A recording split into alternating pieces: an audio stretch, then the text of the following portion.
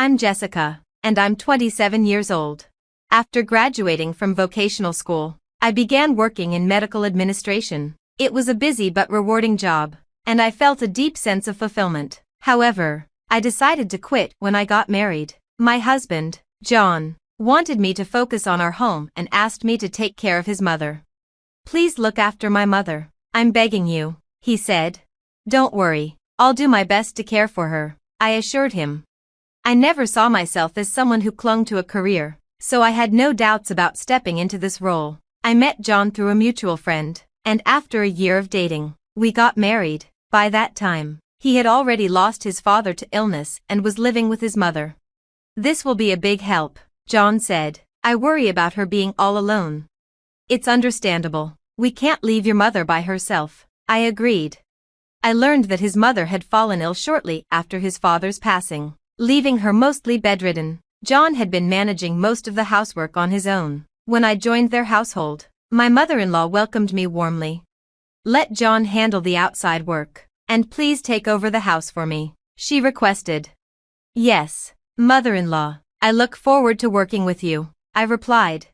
Our relationship was smooth. She was bedridden, so I naturally took on a dominant role in managing the household. However, the real issue lay in my relationship with John. As soon as we settled into married life, he began to grow distant.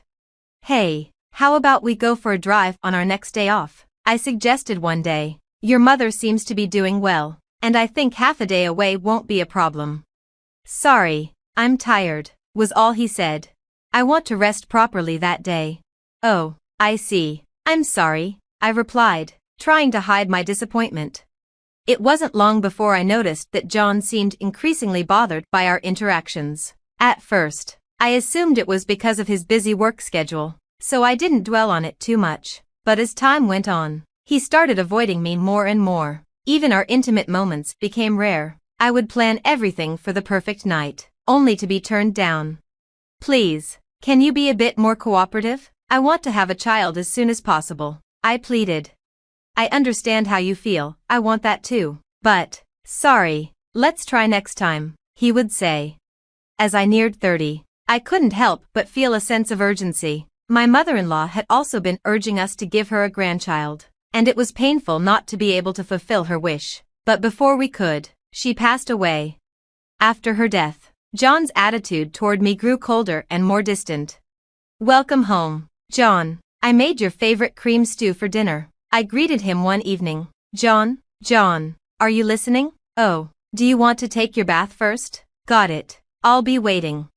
But John had become almost completely silent at home. No matter how much I tried to engage him in conversation, it was hopeless. He ignored me completely. I thought it was likely due to the shock of losing his mother. Naturally, I assumed he just needed time to recover from the emotional toll, so I decided to support him as best as I could as his wife. However, days passed, and John remained uninterested in me. "John, how have you been feeling lately? Are you sleeping well?" I asked gently, hoping for some connection. "I want to discuss something important," I said, trying to break through the silence that had grown between us. "I'm thinking about getting a fertility test. What do you think, John?" But there was no response. I tried to change the subject, hoping to engage him. I talked about his health, his feelings, our child, and our future, anything to spark his interest. But every attempt ended in silence. "John, please say something. Have I done something to upset you? If there's something you don't like or want me to change, please tell me," I pleaded, my voice filled with desperation. But no matter how earnestly I tried, John wouldn't listen. He ignored me completely, and this coldness continued for an entire month. The man I married had become a stranger, and I was at a loss. In my desperation, I sought advice from my old friend Claire. Claire, who works for a cosmetics company, is someone I've always turned to in times of trouble. She's successful, well-connected, and has always offered wise counsel, whether it's about studies, love, or personal struggles. After hearing my story, Claire nodded solemnly. "That's unusual. A couple in their third year of marriage, living under the same roof, and the husband ignores the wife. That's not normal. You haven't done anything wrong, have you, Jessica?" "No, I haven't," I replied, feeling utterly confused. That's why I don't understand why he's become so cold. Claire, sensing my distress, promised to help me get to the bottom of it, though I had no idea at the time. It seemed Claire had already picked up on something. If you've done nothing wrong, Jessica, then it's on him. He must be hiding something shady. Let's find out the truth, whether it's eavesdropping, surveillance, or tailing him. We'll use every means necessary. Is it okay to do something like that? I asked nervously. Absolutely, Claire replied firmly. It's worse to ignore your spouse and keep secrets when you're married. At Claire's suggestion, I secretly installed small eavesdropping devices and cameras throughout our home. Guilt gnawed at me, but my need to uncover John's secret was far stronger. As expected, John continued to ignore me, his silence cutting deeper every day. John, hey, are you listening? I would ask, hoping for any response, but he remained distant. A few days later, my phone rang. It was John. Hello? Where the hell are you? What are you trying to pull? Leaving the house for a week? His voice was full of anger. Why don't you ask yourself why I'm doing this? I shot back. What are you talking about? Speak clearly, I don't understand. Seriously? You haven't noticed? You don't know why I'm so angry? My frustration boiled over. How dare he demand clarity after ignoring me for so long? Prompted by Claire to investigate, I uncovered a shocking truth about John. The betrayal was so devastating that I couldn't stay in our home any longer. I took refuge at Claire's house, my heart heavy with anger and disbelief. It wasn't until the 7th day of my stay that John finally called. If you have something to say to me, then say it to my face, loud and clear, he suggested. Fine by me, as long as you promise not to ignore what I have to say, I retorted, the fury from my discovery still burning in my chest. The weight of his betrayal, trampling on my dedication, was too much to bear. John needed to face the consequences of his actions. I set a date and location, ending the call swiftly before he could respond. Later, we met at a local cafe. John had clearly slipped out during work, still dressed in his business suit. There was no need for any pleasantries. I got straight to the point. I laid out the evidence I had collected on the table, letting each damning photo speak for itself. What is this? Hey, stop it. Jessica, don't lay out these things, John protested, panic creeping into his voice. If you don't like it, why don't you pick them up yourself? I replied coolly. It doesn't matter, though, I can print out as many as I want.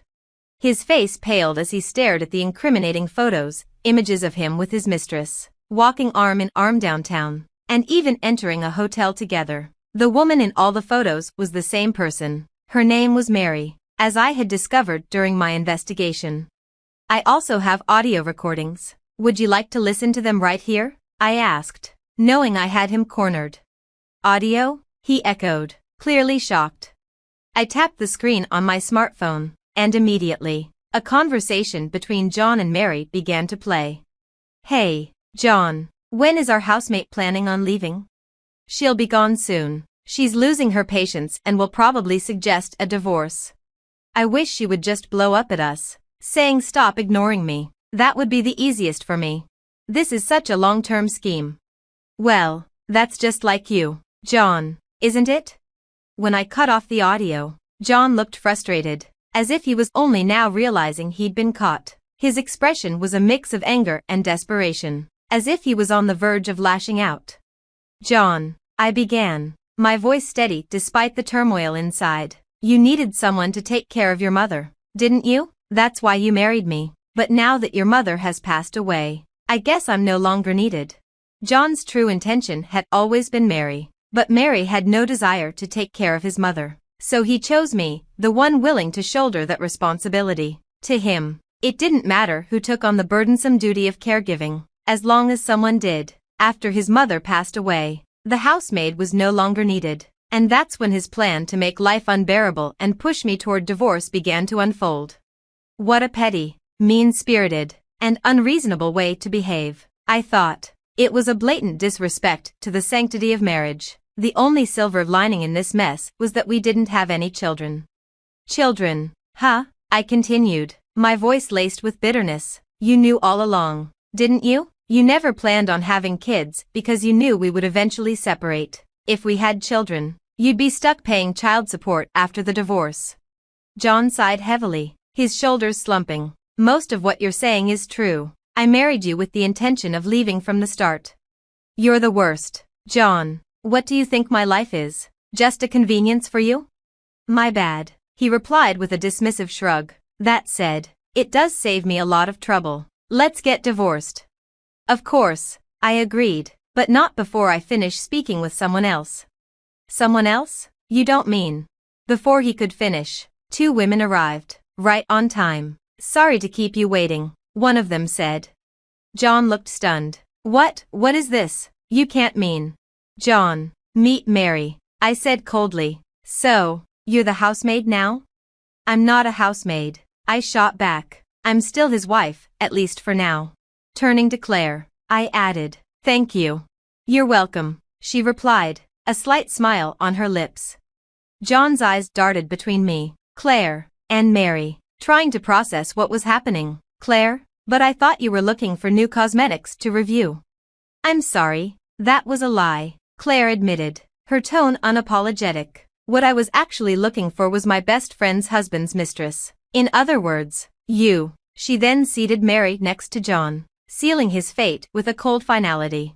I laid out the same incriminating photos of the affair on the table in front of Mary. Her reaction was like that of a child caught in mischief, wide-eyed and startled, but without fully grasping the seriousness of the situation. It didn't matter what her attitude was, I knew exactly what I needed to do. I'm going to demand compensation from both of you, I stated firmly. What are you talking about? Mary stammered. Why should I have to pay compensation? I haven't done anything wrong. Have I troubled you in some way? Do you really believe that? I asked, incredulous. Mary, I've confirmed that you're married. How would you feel if your own husband was involved with another woman? Doesn't that trouble you? Mary, who came from a wealthy family, seemed completely detached from reality. She blinked at me in confusion, as if the concept of consequences was foreign to her. You knew John was married when you entered into a relationship with him, correct? I pressed. Well, yes, but that's already crossing the line into adultery. That's why you're being asked to pay compensation. Do you understand? Your relationship with John has caused me significant harm. I was there first. I was with John before you got married, Mary protested, her voice rising. That may be true, I acknowledged, but it doesn't matter who was first. The fact remains that you committed adultery. That's enough. Whether she genuinely didn't understand or simply didn't want to, convincing Mary was a tiresome task. Eventually, she slumped onto the table, tears streaming down her face, wailing that her father would definitely scold her. I couldn't help but wonder if she meant her husband. The thought crossed my mind to inform her that I'd be sending a certified letter soon, but I decided against it. I'd probably have to start by explaining what a certified letter even was. While I dealt with Mary, John sat in silence, a solemn expression on his face. He knew the gravity of the situation, even if Mary didn't. John, sign these 2 documents, I said, sliding the papers across the table. One is the divorce agreement, and the other is the divorce petition. He looked over the documents, his expression tightening when he reached the section on compensation. $30,000? Isn't that too much? Don't underestimate the extent of my mental distress, I replied sharply. My words shut him up for good. The only sound left in the restaurant was Mary's soft, sniffling sobs. Later, our divorce went through without any issues. I confirmed that the compensation and asset distribution were transferred into the specified bank account in one lump sum. With that money, I decided to move into a slightly more expensive apartment, a fresh start. At last, it was a luxury I afforded myself to lift my spirits and mark the beginning of a new chapter. As for John, he had to sell his childhood home to cover the compensation. It was a pitiful sight. After paying the necessary amount, his finances were nearly wiped out, and the $30,000 he paid me wasn't the only debt he had to settle. In the end, John ended up owing well over $100,000. It turned out that Mary was the wife of an executive at one of John's company's crucial clients. When the executive discovered the affair through the certified mail I sent, complete with damning photos as evidence, he was furious. Mary had not only cheated on him but also betrayed his company by leaking sensitive information to John. This caused a major rift between the two companies, and John was caught in the fallout.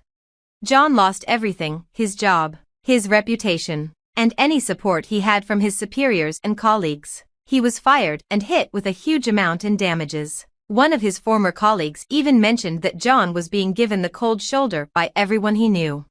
"Poor guy," the colleague said, though there was little sympathy in his voice. "But he brought it on himself. Do you think he'll be repaying this debt for the rest of his life?"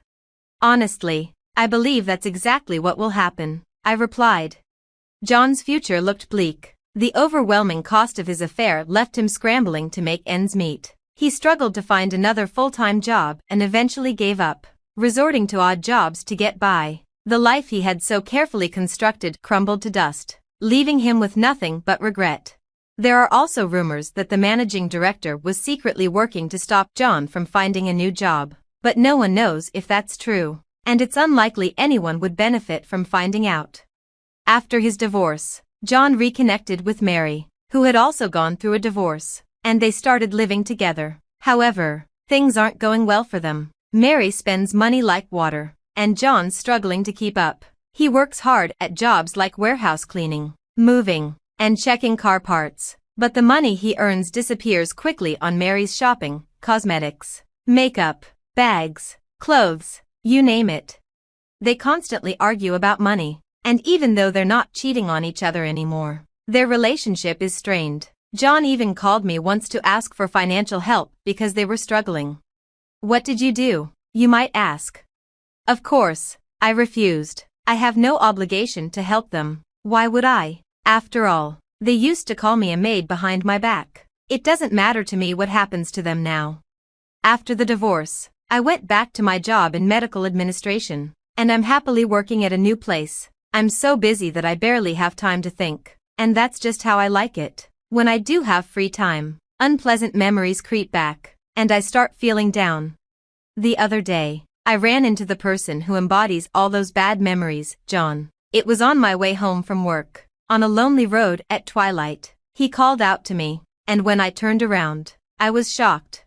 John had completely changed. His hair and beard were long and unkempt, his skin was tanned, and his cheeks were thin and sunken. His clothes were dirty and ragged. I was surprised and appalled at how different he looked.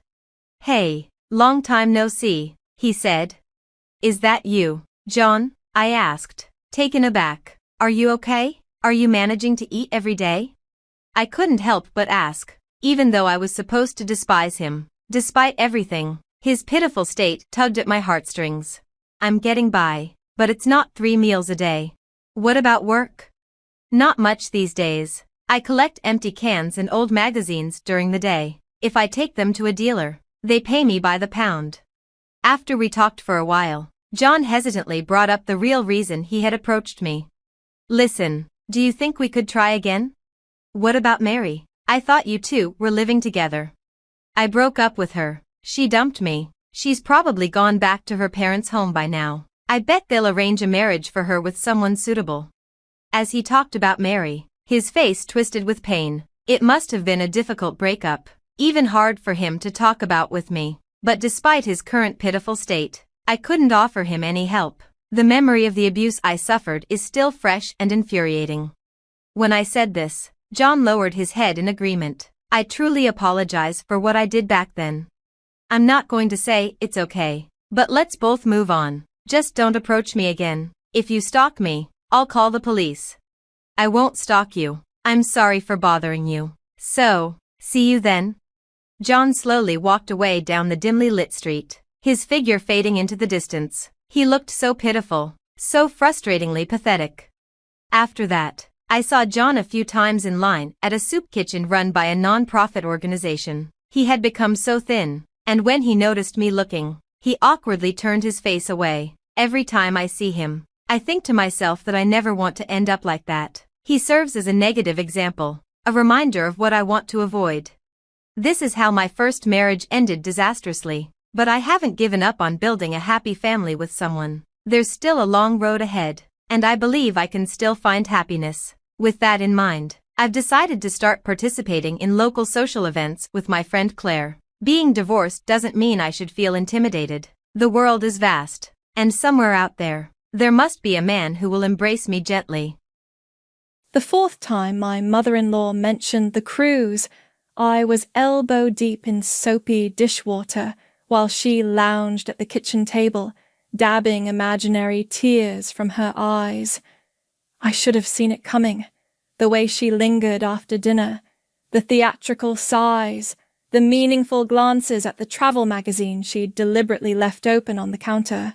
I'm Vivian, and I've spent the last 6 years learning the art of navigating Brenda's emotional manipulation. Usually, I manage it with gritted teeth and forced smiles, but tonight was different. "You know," she said, voice trembling perfectly on cue, "Margaret from church just got back from the Caribbean. The photos were just—" She trailed off, staring wistfully through our kitchen window. "I suppose I'll just sit in this house and die, then, while others enjoy the world."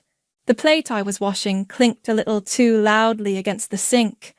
Behind me, I heard Hayden shift uncomfortably in his chair. My wonderful, conflict-avoidant husband, who still hadn't learned that his mother's guilt trips were as calculated as tax season. "Mom," he started, but she cut him off with a wave. No, it's fine. I understand that some people have different priorities." She picked up her phone, thumbs moving rapidly. "I just thought, what with Vivian's promotion?" I turned around, drying my hands on a dish towel. "Brenda, we've discussed this. That promotion means more responsibility, not just more money. We're trying to save for—" "Of course you are, dear." Her smile didn't reach her eyes. "And I'm just an old woman who never got to travel while your father-in-law was alive. Glenn always promised me that cruise." She dabbed at her eyes again. Hayden reached for her hand. "Mom, please don't—" "I said it's fine!" She stood up, gathering her purse and cardigan with shaking hands. "I should go. It's getting late, and clearly I'm just upsetting everyone." Before either of us could respond, she was heading for the door, each step a masterclass in martyred dignity. The silence after she left felt heavy, loaded with unspoken words. "Viv," Hayden said quietly. "She didn't mean it like that." I kept wiping the counter, focusing on a particularly stubborn spot. "She never means it like that, does she?" "She's just lonely, and you know how hard it's been since Dad—" "It's been 3 years, Hayden." I turned to face him.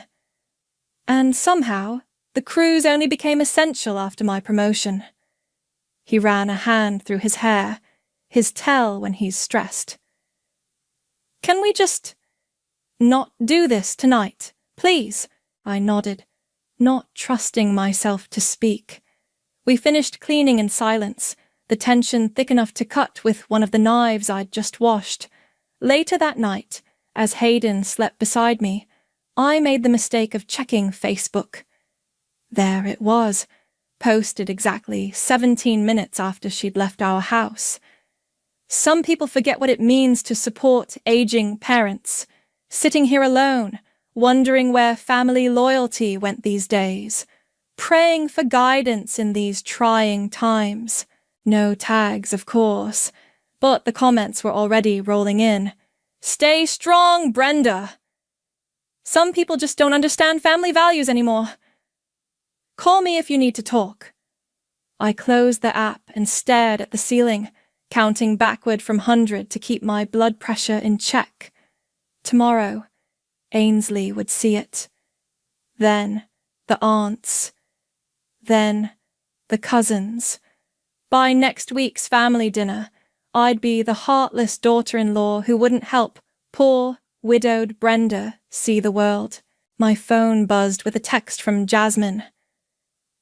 "You okay? Saw the post. She's really laying it on thick this time. I typed back, just another Tuesday with Brenda. But it wasn't just another Tuesday. As I lay there in the dark, listening to Hayden's steady breathing, something shifted inside me. 6 years of swallowing my responses, of being the bigger person, of watching Brenda play the victim while painting me as the villain. It was enough. My phone buzzed again. Jasmine. Want me to comment? I can accidentally mention that Caribbean cruise she took last year. Not yet, I replied, but keep that receipt handy. I put my phone away and smiled in the darkness. Brenda wanted to play the poor, neglected mother-in-law. Fine, but she'd forgotten one crucial detail about me. I worked in marketing. I knew all about crafting narratives and controlling stories, and I had receipts. So many receipts. Sunday family dinners were Brenda's favorite battlefield. I could feel the shift in atmosphere the moment Hayden and I walked through her front door, the way conversations hushed, the pointed looks, the artificial brightness in everyone's greetings. Vivian, so glad you could make it, Ainsley chirped, her smile sharp as a paper cut. We weren't sure if you'd be too busy with work. I handed her the wine bottle I'd brought. Wouldn't miss it. The living room was a minefield of passive-aggressive small talk. Aunt Carol asked about my fancy new office, emphasizing how different it must be from modest teaching, like what Hayden does. Uncle Pete wondered aloud if career women ever regret putting success before family. Brenda orchestrated it all from her armchair throne, nodding sympathetically at every barb thrown my way. Remember when Hayden used to volunteer at the senior centre? Ainsley said during dinner, pushing her peas around. He was so generous before... She caught herself, but the damage was done. Before what? I asked pleasantly. Fork paused halfway to my mouth.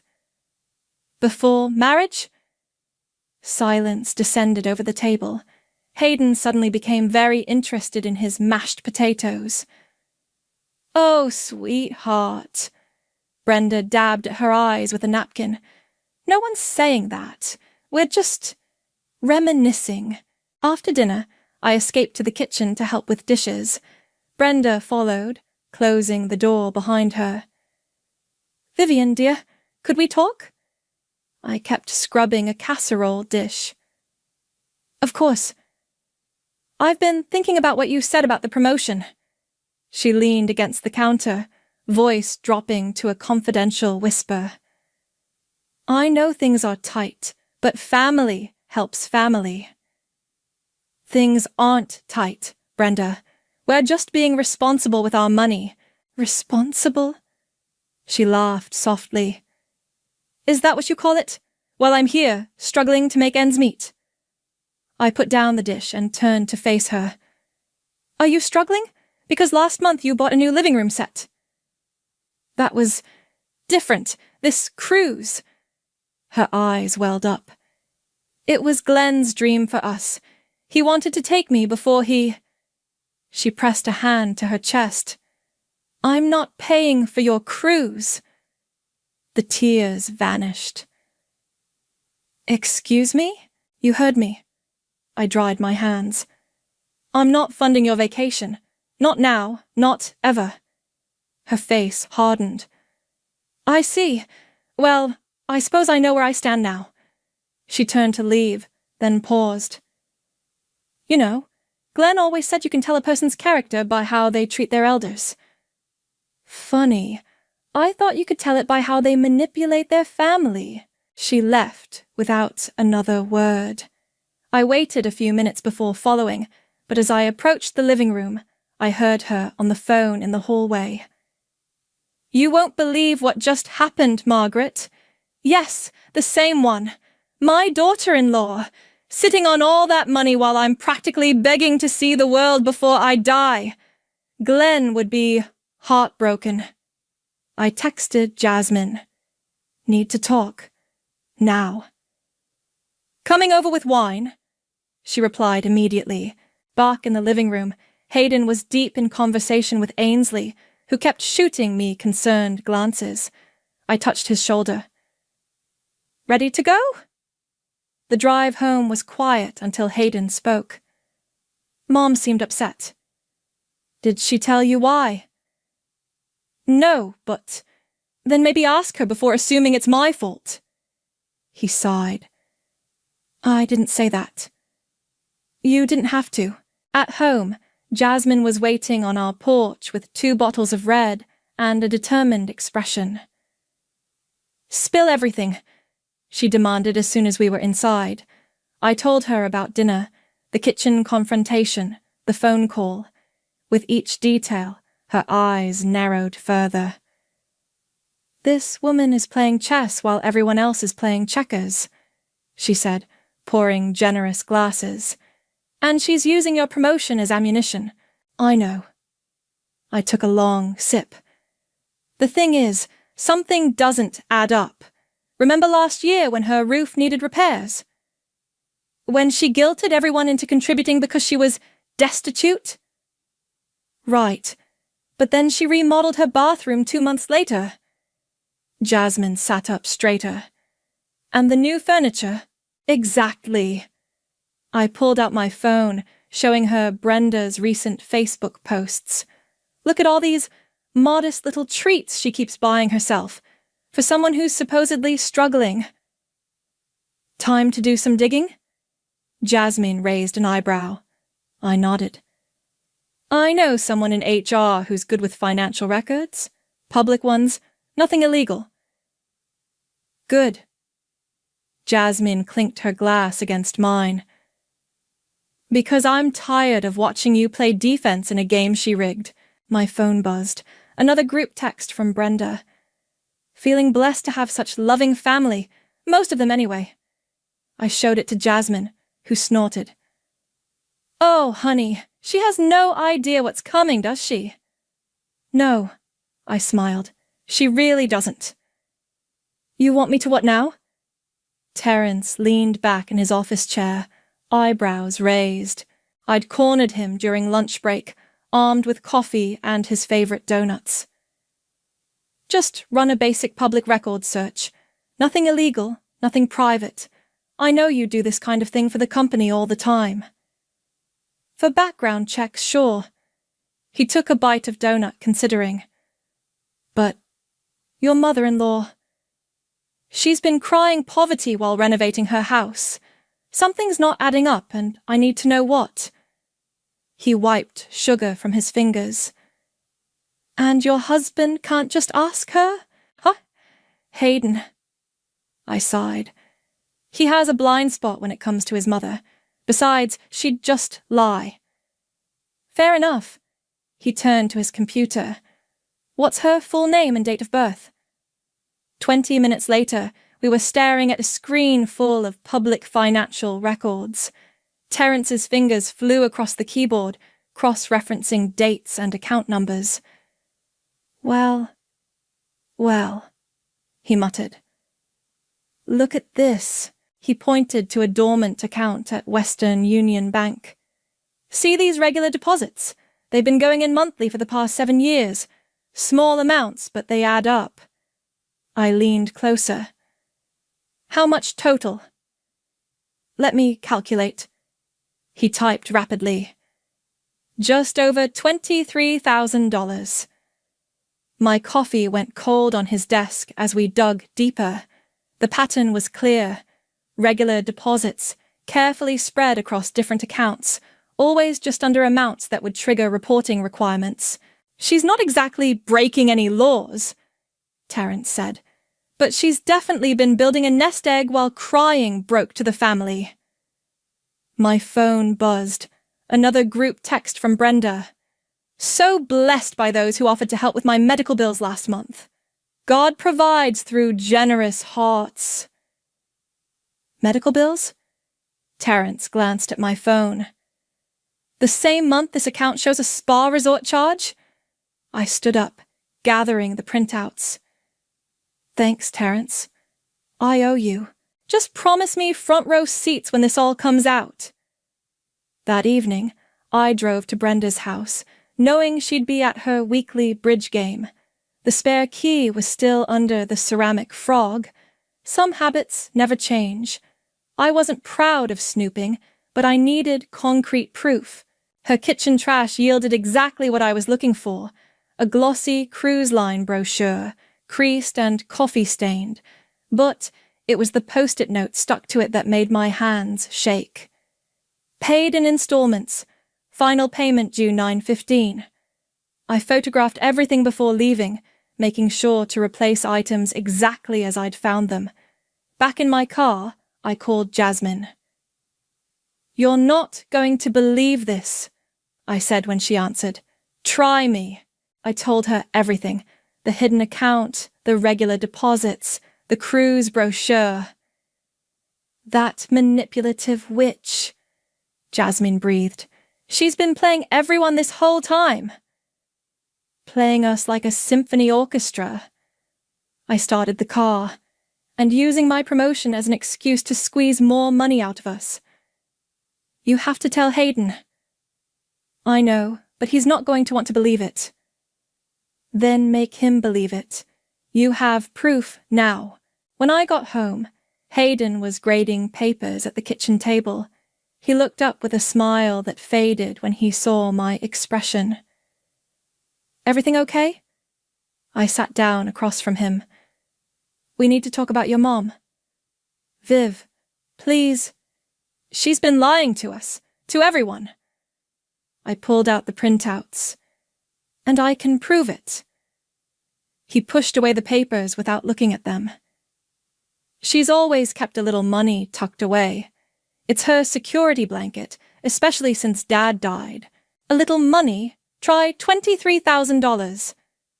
That got his attention. "What?"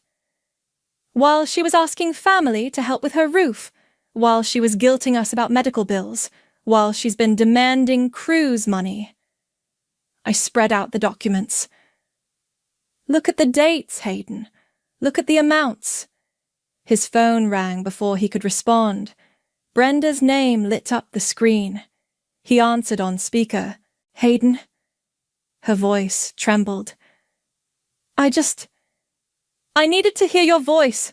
I've been sitting here alone, thinking about how things used to be, before Vivian started turning you against me." I watched his face as she continued, tears evident in her voice. "We were such a close family once. I just pray every night that you'll remember that." Hayden's hand shook as he ended the call. He stared at the financial records spread across the table, then at his phone, then at me. "I need some air," he said quietly, and walked out. I didn't stop him. Instead, I texted Jasmine. "It started. No turning back now." She replied immediately. "Good. Time to show her what happens when you mess with the wrong daughter-in-law." I looked at the cruise brochure photo on my phone and smiled. Sometimes karma needs a little push, and I was ready to start pushing. Hayden came home 3 hours later, smelling like the beer from his favorite thinking spot, the pub 2 blocks away. He sat heavily on the couch beside me. "I called Ainsley," he said. My stomach tightened. "And?" "She said Mom helped her with a down payment on her car last year. $5,000. He rubbed his face. "While telling me she couldn't afford her medications." "I'm sorry, Hayden." "Are you?" He looked at me sideways. "Because you seem pretty pleased about all this." "I'm pleased about exposing the truth, not about hurting you." He was quiet for a long moment. "Show me everything again." I spread the documents across the coffee table, walking him through each discovery: the hidden account, the regular deposits, the withdrawal dates that matched her various emergencies. "See this?" I pointed to a particular statement. The week she told us she needed help with property taxes, she booked a spa weekend. She's always had a little tucked away, he said weakly. It's her security blanket. Stop making excuses for her. I pulled up Facebook on my phone. Look at her post from 2 days ago. The photo showed Brenda looking forlorn in her garden, counting pennies for groceries this week, so grateful for my church's food pantry. Now look at her credit card statement from the same day. His eyes widened at the upscale restaurant charge. She's not just lying, Hayden. She's systematically manipulating everyone while building up her own savings. But why? His voice cracked. Why would she do this? Control, attention, because she can. I touched his arm, because no one's ever called her out. His phone buzzed. Another message from Brenda. He read it aloud. Sleepless night thinking of you, my boy. Remember when you were little and scared? Mommy always made everything better. I miss those days. Classic manipulation, I said. She's infantilizing you, trying to trigger childhood memories to regain control. Stop analyzing my mother like she's one of your marketing campaigns. Then stop letting her manipulate you like you're still 5 years old. We stared at each other, both surprised by my outburst. His phone buzzed again. Ainsley, this time. Mom's hysterical, he read. Says she can feel you pulling away. Says Vivian's poisoning your mind. I stood up and started pacing. You know what? Let's call her. Right now. Ask her about the cruise she's already paying for in installments. What cruise? I showed him the brochure photos. The one she's been guilt-tripping us to fund, even though she's already booking it herself. He studied the photos, his face hardening. The post-it note. Yep. Final payment due next month, while she's posting about counting pennies for groceries. His phone rang. Brenda again. This time he didn't answer. I need to show you something else, I said, pulling up my laptop. Terence helped me track more transactions. We spent the next hour following the money trail. Each revelation hit Hayden like a physical blow. The hidden purchases, the fake emergencies, the calculated timing of her guilt trips. Last Christmas, he said suddenly, when she said she couldn't afford her heart medication, she was in Vegas. I pulled up the hotel receipt. 3 nights at the Bellagio. He stood up abruptly and walked to the window. I gave her $800 for those medications. I know. I picked up extra tutoring shifts to help her. I know that too. His phone buzzed with a voicemail notification. We both watched as he played it on speaker. Hayden?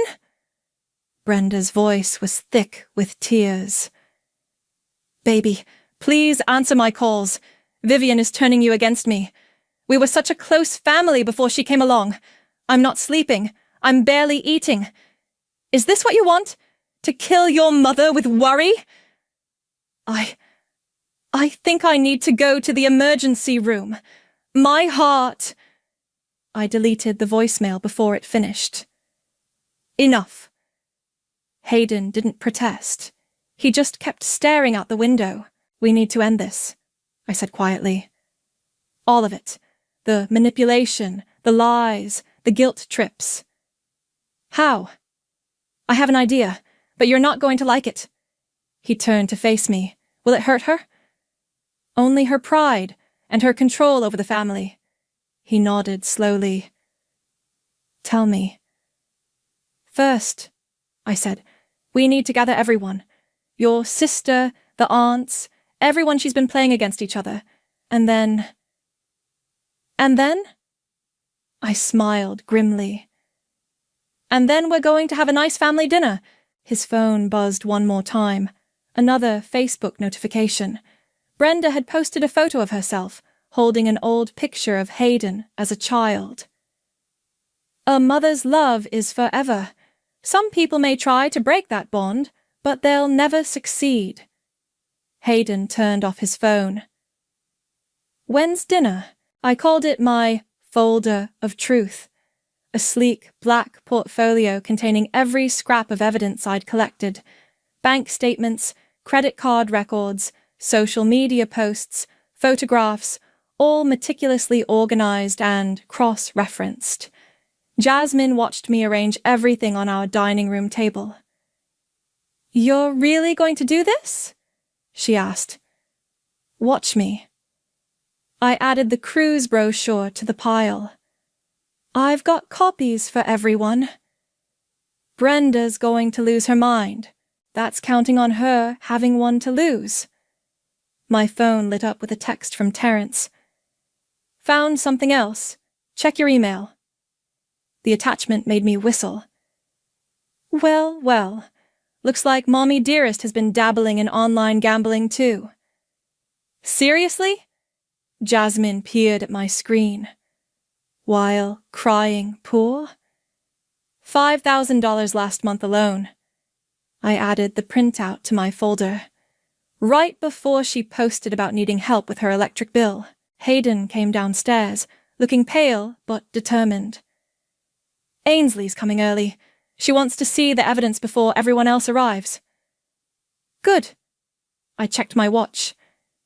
"She should be here any—" The doorbell rang. Ainsley burst in like a storm cloud. "This better be good, Vivian. Mom's been calling me all morning, crying about family betrayal." "Sit down," I said, pulling out a chair. "You're going to want to see this." For the next hour, we walked her through everything. The hidden account, the gambling, the fake emergencies, the calculated manipulation. With each revelation, her face grew darker. "That car down payment," she said finally. "The one she gave me." "Let me guess. She told you not to tell Hayden." Ainsley nodded. "Said it would hurt him to know she could help me, but not him." Classic divide and conquer. I showed her the timeline. She was playing us against each other the whole time. "I'm going to be sick." Ainsley pushed away from the table. "All those times I defended her. All those nasty comments I made about you."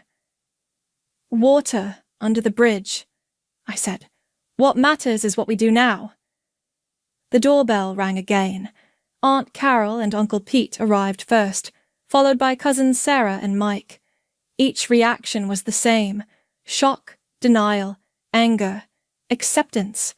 By the time everyone had gone through the evidence, the living room hummed with betrayed fury. "The Christmas medication money," Aunt Carol said. "I gave her $300. "Vegas trip," I confirmed. "My kid's college fund donation?" Uncle Pete's face was red. "Spa weekend." Hayden stood up. "Everyone clear about what we're doing?" Nods all around. Ainsley wiped her eyes. "She's going to hate this." "She's going to hate being exposed," I corrected. "Different thing." My phone buzzed. Brenda. "Looking forward to dinner, dear. Should I bring my famous casserole?" "Perfect timing," I muttered, then typed back. "That would be lovely. Everyone's excited to see you." Jasmine helped me make copies of everything while the others talked quietly among themselves.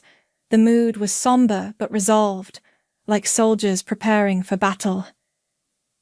"You know she's going to play the victim," Hayden said quietly. "Let her." I straightened the folders. "We have truth on our side." "I still can't believe." He picked up the Vegas receipts. All those times I worried about her being alone, struggling. "She counted on that." I touched his hand. "She counted on your good heart." The doorbell rang one final time. Everyone fell silent. "Ready?" I asked the room. Hayden squeezed my hand. "Ready." I opened the door to find Brenda standing there, casserole in hand, wearing her best martyred expression. "Oh, sweetheart, the whole family's here. What a lovely surprise. Come in, Brenda." I took the casserole. "We have so much to talk about." She swept into the living room, arms outstretched. "My dear family, I've missed you all so much. You know, I was just saying my prayers this morning."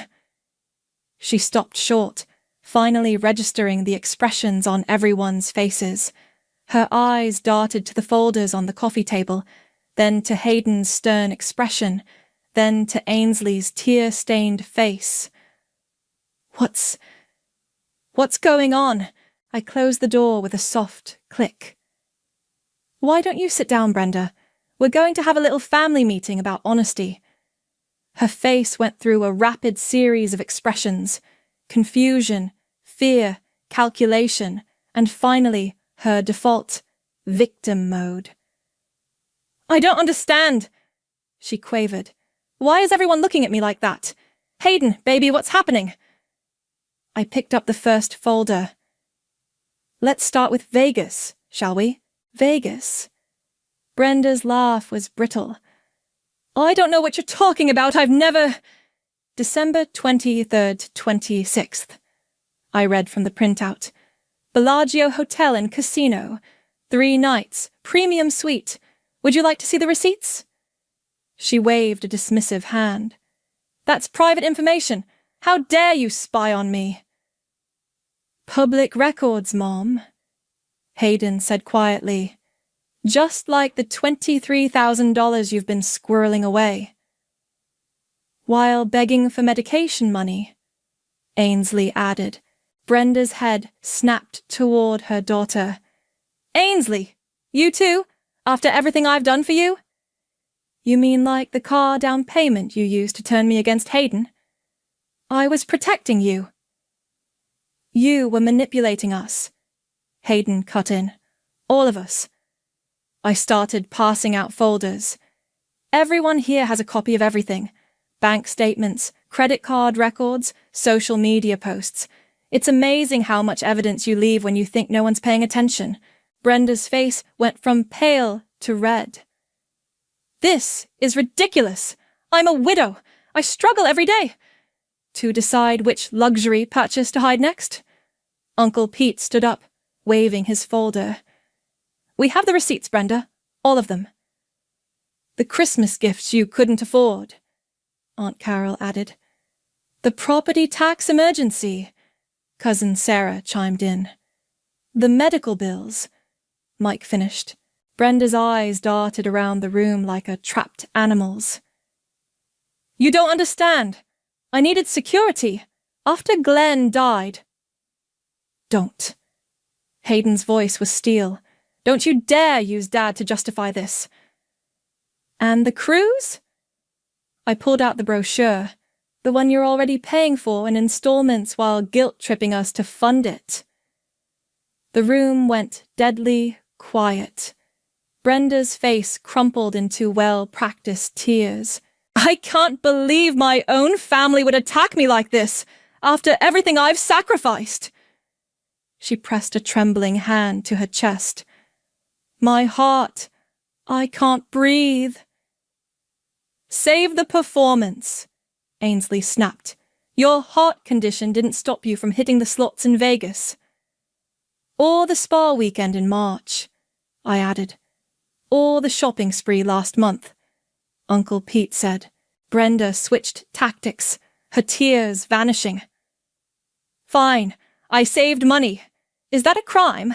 I'm alone in this world. I need protection." "Protection?" Hayden stood up. "You made me work extra shifts for medication you didn't need." "I needed to know you cared." "By lying? By manipulating everyone? By turning us against each other?" "I did what I had to do." She turned to the others. "You understand, don't you? A mother's love." "Stop!" I laid the final document on the table. "This isn't love, Brenda. This is control, and it ends today. She grabbed her purse, standing shakily. I don't have to listen to this. I'm leaving. Sit down. Hayden's voice cracked like a whip. For once in your life, you're going to face consequences. Consequences? She laughed hysterically. From you? My own son? From all of us, Ainsley said. No more money, no more guilt trips, no more manipulation, and no more secrets, I added. Everyone here knows everything now. Brenda's face contorted. This is your doing. She jabbed a finger at me. You've poisoned my family against me. You're a predator who's turned my son against his own mother. No, Mom, Hayden said quietly. You did that all by yourself. She looked around the room one last time, seeing nothing but resolved faces. Then she grabbed her purse and ran for the door, sobs echoing behind her. The silence that followed was deafening. Well, Jasmine said from her corner, that was something. Aunt Carol picked up her folder. What do we do now? Now, I said, we make sure she can't play us against each other anymore. Complete transparency. No more secret gifts. No more emergency funds. And the cruise? Sarah asked. I smiled. Let her take it. Alone. With her own money. She won't, Hayden said. It was never about the cruise. It was about control. Ainsley checked her phone. She's already posting on Facebook. Heartbroken by family betrayal. Pray for those who hurt their own mother. Let her post, I said. We have the truth now. As everyone gathered their things, sharing hugs and quiet words of support, I watched Hayden. He stood at the window, staring at nothing. You okay? I touched his arm. No, he said honestly, but I will be. He turned to me. Thank you for being brave enough to do what I couldn't. I hugged him, feeling the tension in his shoulders. Sometimes love means facing hard truths. Speaking of truth, he managed a small smile. What should we do with all that money we're not spending on Mom's cruise? I grinned. Funny you should ask. I have some ideas. The fallout was swift and absolute. Within days, Brenda's carefully constructed social media empire began to crumble. Her dramatic posts about betrayal and abandonment weren't getting the usual sympathy responses. Instead, family members started commenting with receipts, literal and metaphorical. Remember when you said you couldn't afford groceries? Aunt Carol posted beneath one of Brenda's tearful selfies. That was the same week you bought a designer handbag. The family group chat fell silent. No more guilt-tripping messages, no more passive-aggressive memes about ungrateful children. Even Brenda's weekly bridge club started meeting without her. She showed up at my house yesterday. Ainsley told me over coffee. Tried to give me another check. And I tore it up in front of her. Ainsley smiled grimly. Told her I'd rather have an honest mother than a manipulative ATM. My phone buzzed. A message from Sarah. Heads up, Aunt Brenda's telling people you hacked her bank accounts. Let her, I texted back. Public records are public for a reason. Hayden was handling it better than I'd expected. He'd started therapy, working through years of manipulation and guilt. The night he finally blocked his mother's number, he slept through the night for the first time in weeks. Look what came in the mail, he said one morning, holding up an envelope. Inside was a cruise line brochure, the same one Brenda had been using to guilt us. But this one was different. This one was ours. Greece? I looked at him in surprise. He grinned. 2 weeks? All that money we were saving for Mom's guilt trips? I figured we deserved something nice instead. What about work? Already cleared it with the principal. And before you ask, yes, I checked with your office too. Terence may have helped.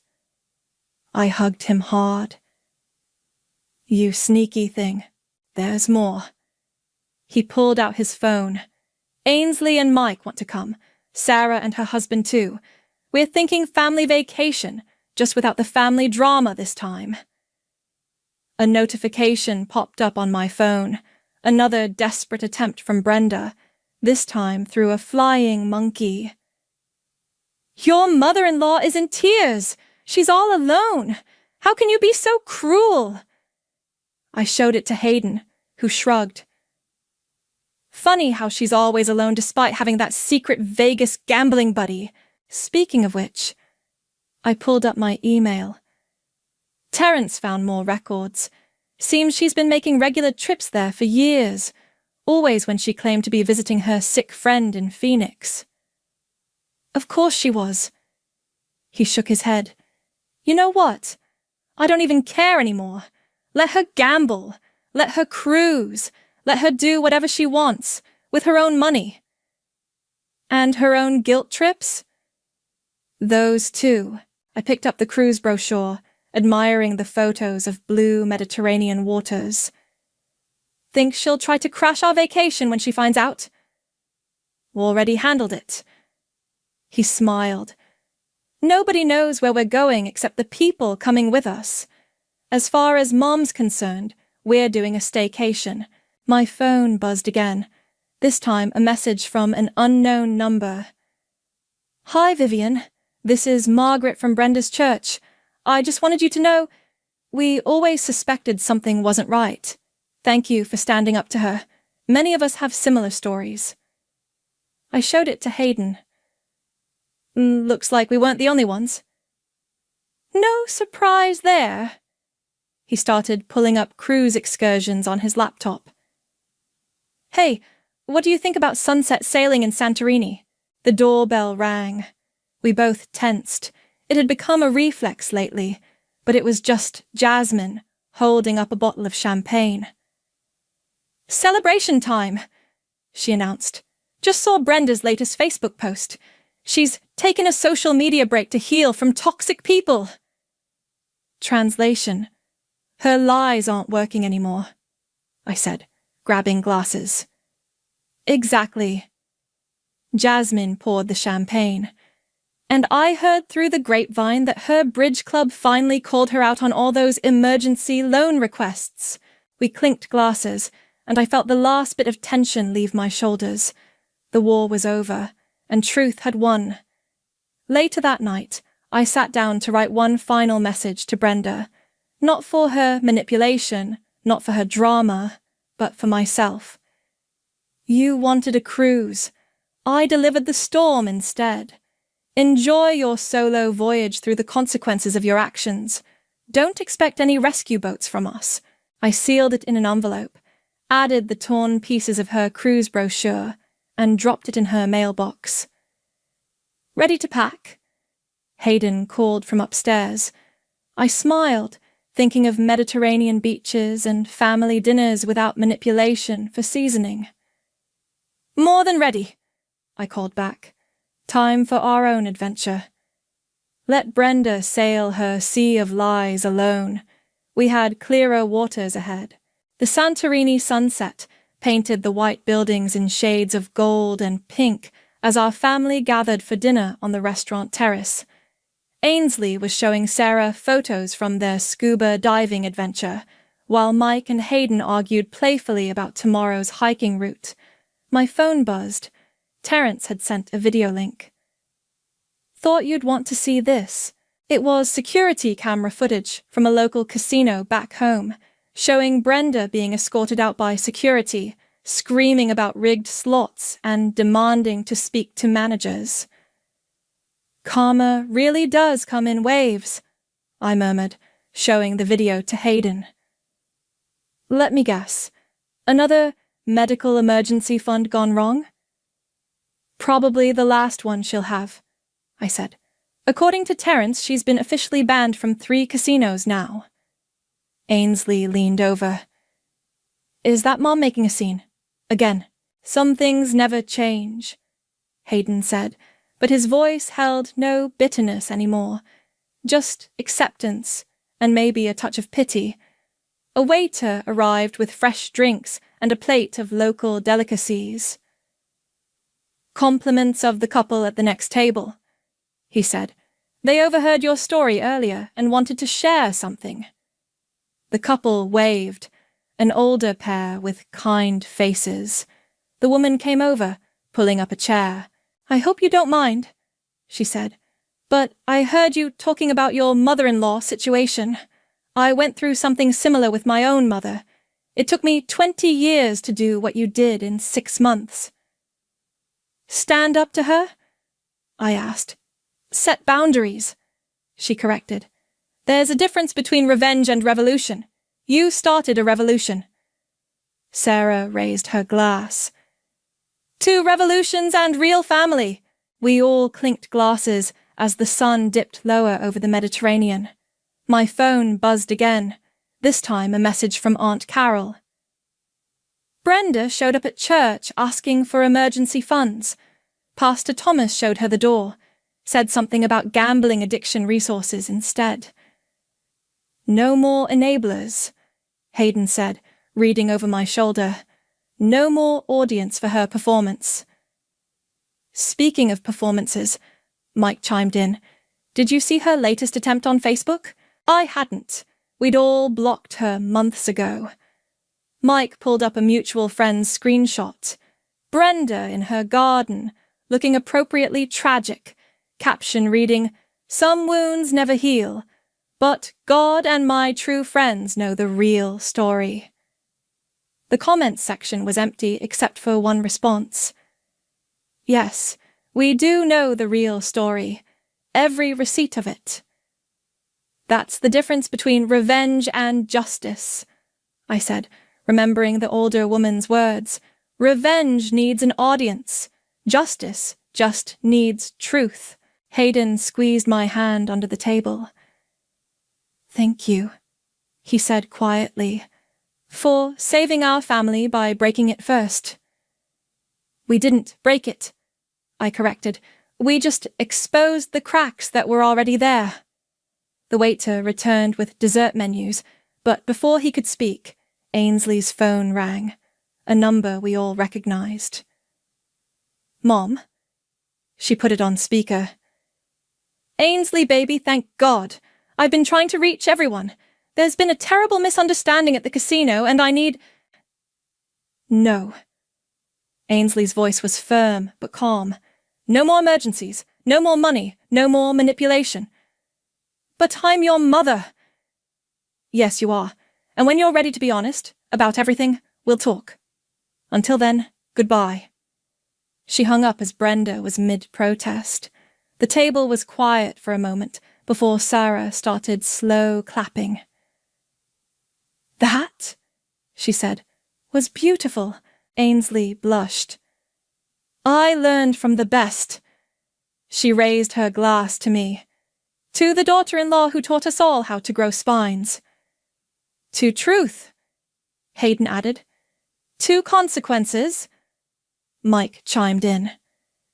"To real family," I finished. As the stars began appearing over the Aegean Sea, I thought about karma and consequences, about truth and timing.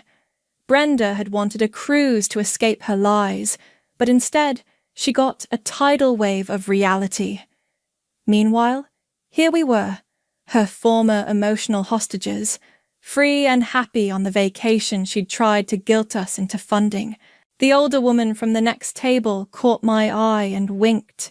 She was right. This hadn't been about revenge. It was about revolution, about changing the rules of engagement, about deciding that love doesn't mean letting someone drown you in their lies. Hayden pulled me closer as the waiter brought our desserts. "Happy?" he asked.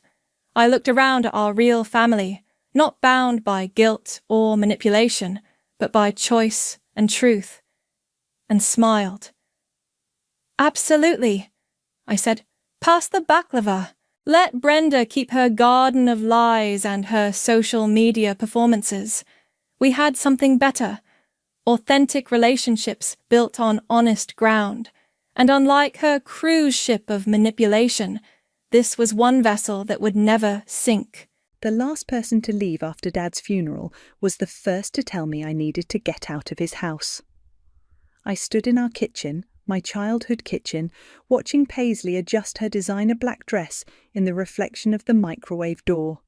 The same microwave where Dad and I used to heat up midnight snacks when I couldn't sleep. My name is Quinn, and I'd spent the last week crying, but now, staring at my stepmother's perfectly made-up face, I felt nothing but ice in my veins. "Darling," Paisley's voice dripped with fake sympathy. "I know this is difficult, but the will is quite clear.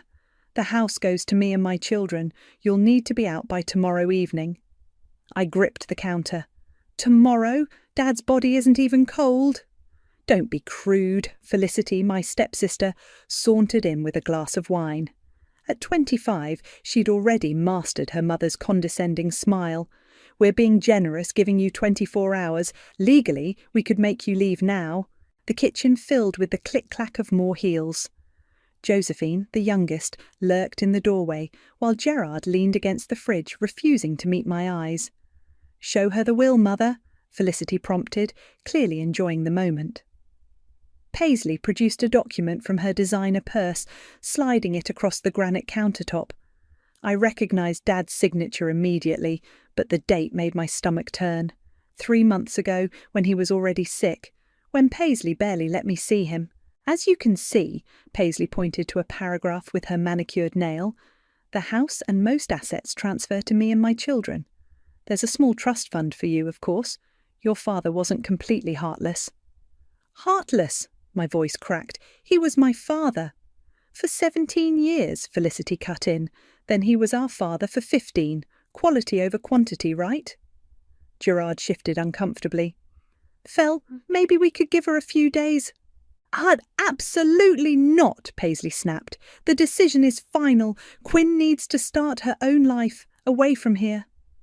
I looked around the kitchen, at the marks on the door frame where Dad had measured my height every birthday until I was 16, at the dent in the cabinet from when I'd tried to make him breakfast in bed and dropped the pan, at the window where we'd watched thunderstorms together. "I'll need time to pack," I managed. "We'll have someone pack for you," Paisley said. "Just take your essentials. We'll ship the rest to whatever address you provide." Josephine stepped forward, her voice small. "Quinn, I saved you some of the photo albums."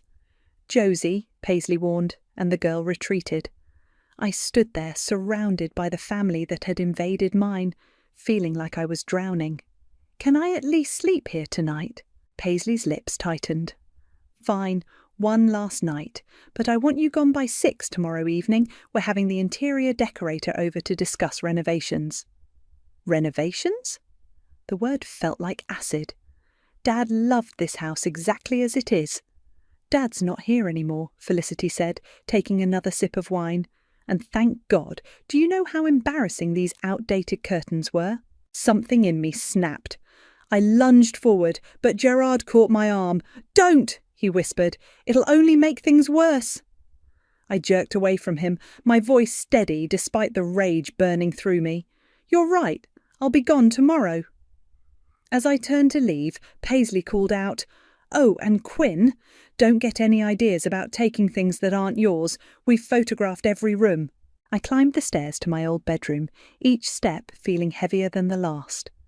Through the walls I could hear them laughing downstairs, probably already planning which rooms they'd claim. Sitting on my bed, I pulled out my phone and called Julian, my oldest friend. "They're kicking me out," I whispered when he answered. "What? They can't do that. It's your dad's house." "Apparently they can. There's a will." "That doesn't sound like your dad," Julian said. "He wouldn't—" His words triggered something in my memory. A conversation from months ago, before Dad got really sick. We'd been in his study, and he'd said something odd. "If anything ever happens to me, check the safe behind the bookshelf. Not everything will be in plain sight."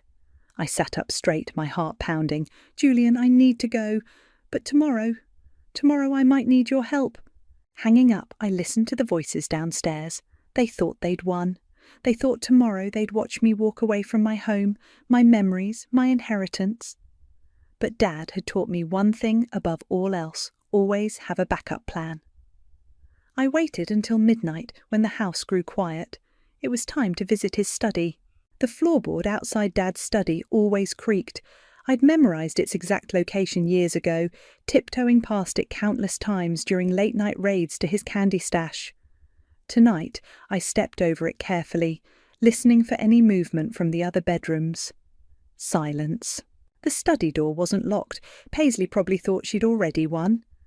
Moonlight filtered through the windows, casting shadows across Dad's leather chair, his collection of first editions, the chess set where he'd taught me to play. I closed the door behind me and clicked on my phone's flashlight. "Behind the bookshelf," I whispered to myself. But which one? The study had floor-to-ceiling shelves on 3 walls. I ran my fingers along the spines of his books, remembering how he'd read to me here. The memories threatened to overwhelm me, but I pushed them back. "Focus, Quinn!" A soft knock made me jump. "It's just me," Gerard whispered, slipping inside. "Need help?" I aimed my flashlight at his face. "Why would you help me?" He shifted uncomfortably. "Because Mom and Felicity are being cruel, and because I saw Dad talking to his lawyer last month. He seemed worried." "What lawyer?" "Franklin something. Old guy, bow tie." I remembered Franklin Wise. He'd been Dad's friend for decades. "What did they talk about?" Gerard shrugged. "Couldn't hear, but Dad kept pointing at that shelf." He gestured to the far wall. "The one with all the poetry books." I moved to the shelf, examining it closely. The books were arranged perfectly. Too perfectly. "Help me pull it forward." Together, we gripped the edges of the shelf and pulled. It swung out like a door, revealing a small wall safe behind it. "Holy shit," Gerard breathed. My hands shook as I approached the safe. "What's the combination?" "No idea, but knowing Dad..." Gerard trailed off. Knowing Dad, it would be something meaningful. I thought for a moment, then tried my birthday. Nothing. "Try Mum's death date," Gerard suggested quietly. I looked at him sharply. He'd never acknowledged my mother before. I entered the date, 03/17/05. The safe clicked open. "I'll keep watch," Gerard said, moving to the door. "Hurry!" Inside the safe, I found several envelopes, some old photos, and a leather folder. The first photo made my throat tight. Dad and me at my high school graduation, both of us beaming, before he got sick, before Paisley took over everything. The leather folder contained legal documents. I skimmed them quickly, my heart racing faster with each page. There it was, a codicil to his will, dated just 2 weeks before his death. Properly notarized, witnessed, and crystal clear, the house was mine. "Someone's coming," Gerard hissed. I shoved everything back except the codicil, which I tucked into my pyjama pocket. We quickly pushed the bookshelf back into place. The door opened. Felicity stood there in her silk robe, eyebrows raised. Well, what's this?" "Couldn't sleep," I said smoothly. "Wanted to say goodbye to Dad's study." "With Gerard?" She smirked. "How touching. A little late-night bonding before you're kicked to the curb." Gerard stepped forward. "Leave it alone, Fel." "Does Mum know you're helping her?" Felicity's voice turned sharp. "Because I'm sure she'd be interested to hear about this little midnight meeting." "Go ahead, tell her," I said, walking past her. "I'm leaving tomorrow anyway, right?" Back in my room, I pulled out the codicil with trembling hands. I read it 3 times to be sure. Then I called Julian. "I need you to pick me up early tomorrow," I told him. "And I need Franklin Wise's number." "Already? It's not even dawn." "Trust me, things are about to get interesting." A soft knock interrupted me. Gerard again. "I didn't tell them what we found," he said, closing the door behind him. "But Quinn, be careful. Mum and Felicity, they can be vindictive." "I know." I studied his face. "Why did you help me?" He was quiet for a moment. "Because Dad talked about you all the time when they weren't around. He missed you, and because..." He hesitated. Because what they're doing isn't right. Thank you, I said, but this might get ugly. I know. He turned to leave, then stopped. Whatever you found in that safe, make it count. I waited until his footsteps faded before pulling out my phone again. The codicil felt warm in my hand, like it was alive with possibility. They thought they could erase me from my own home, treat me like an unwanted houseguest. But Dad had left me one last gift, the power to fight back.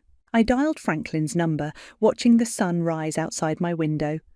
It was time to show them what happened when you underestimated John Perry's daughter. Franklin's office hadn't changed in 15 years. Same leather chairs, same brass desk lamp, same bow tie. He studied the codicil through his reading glasses while I sat across from him, trying not to fidget. "This is legitimate," he said finally.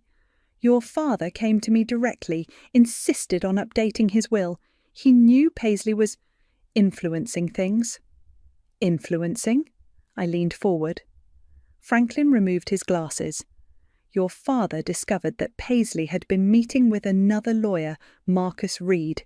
She convinced your father to sign a new will when he was heavily medicated, the one she showed you yesterday." "That's illegal," Julian said from the chair beside me. "Highly unethical, certainly." Franklin pulled out another document. "I have proof of the meetings and the medication logs from your father's nurse, but your father didn't want a legal battle while he was sick. Instead, he made this codicil." My hands clenched. "So the house is mine?" "Legally, yes. The codicil supersedes the previous will. But Quinn—" He hesitated. "Paisley won't leave quietly." "Good," I said. "I don't want quiet." Julian touched my arm. "Quinn, maybe we should just present the codicil formally, let the lawyers handle it." I shook my head. They humiliated me at Dad's funeral, made me feel like a stranger in my own home. I want them to feel what that's like. Franklin's eyes twinkled. "Your father would appreciate the poetry of that. He always said you had his spine." "So what's our play?" Julian asked. I smiled. "They're having an interior decorator over at 6. Perfect time for a family meeting, don't you think?" Franklin nodded slowly. "I'll arrive at 6:30. That should give them time to get comfortable. But Quinn, be careful. People like Paisley, when they're cornered—" "They bite," I finished. "I'm counting on it." Back in Julian's car, he turned to me. "You're enjoying this a little too much. You didn't see Felicity's face when she told me to get out, or hear Paisley talking about renovating Dad's study before he was even buried.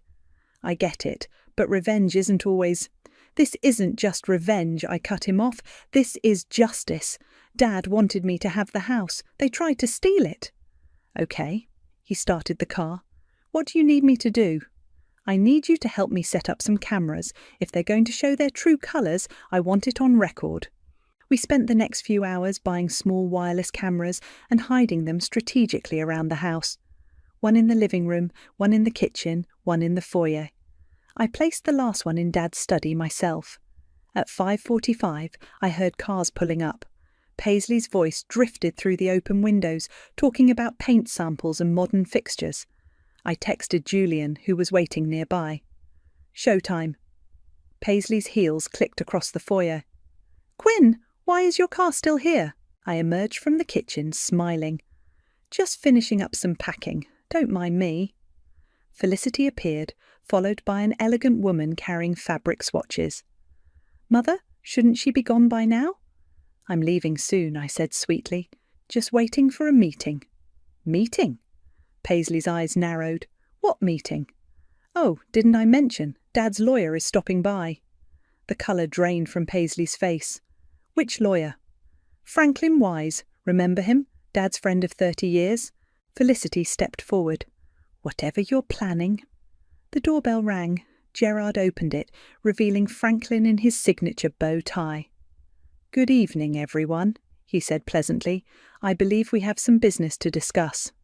"We have nothing to discuss," Paisley snapped. "I have the will right here." "Ah, yes, the will drafted by Marcus Reed." Franklin's voice hardened. "Interesting timing on that, given your husband's medication schedule."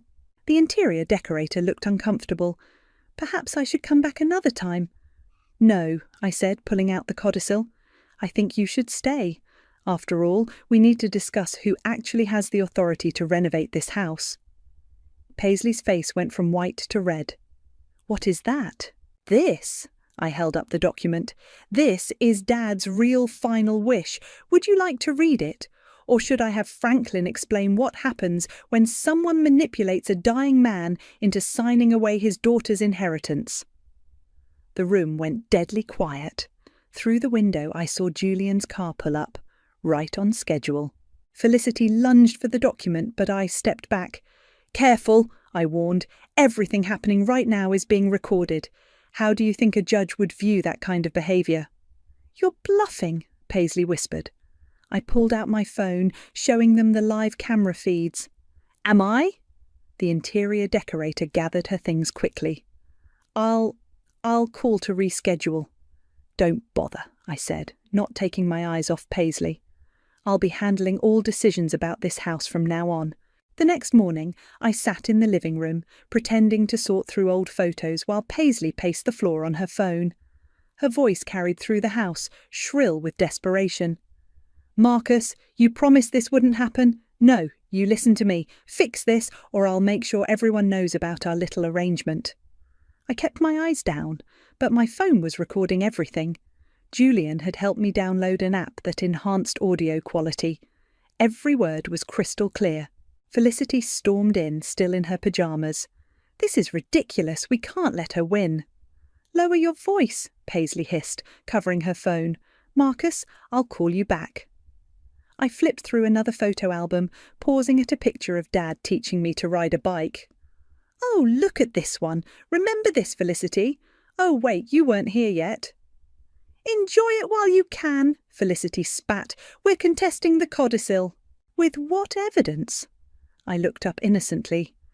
The part where you manipulated Dad while he was on morphine, or the part where you kept me from seeing him those last weeks?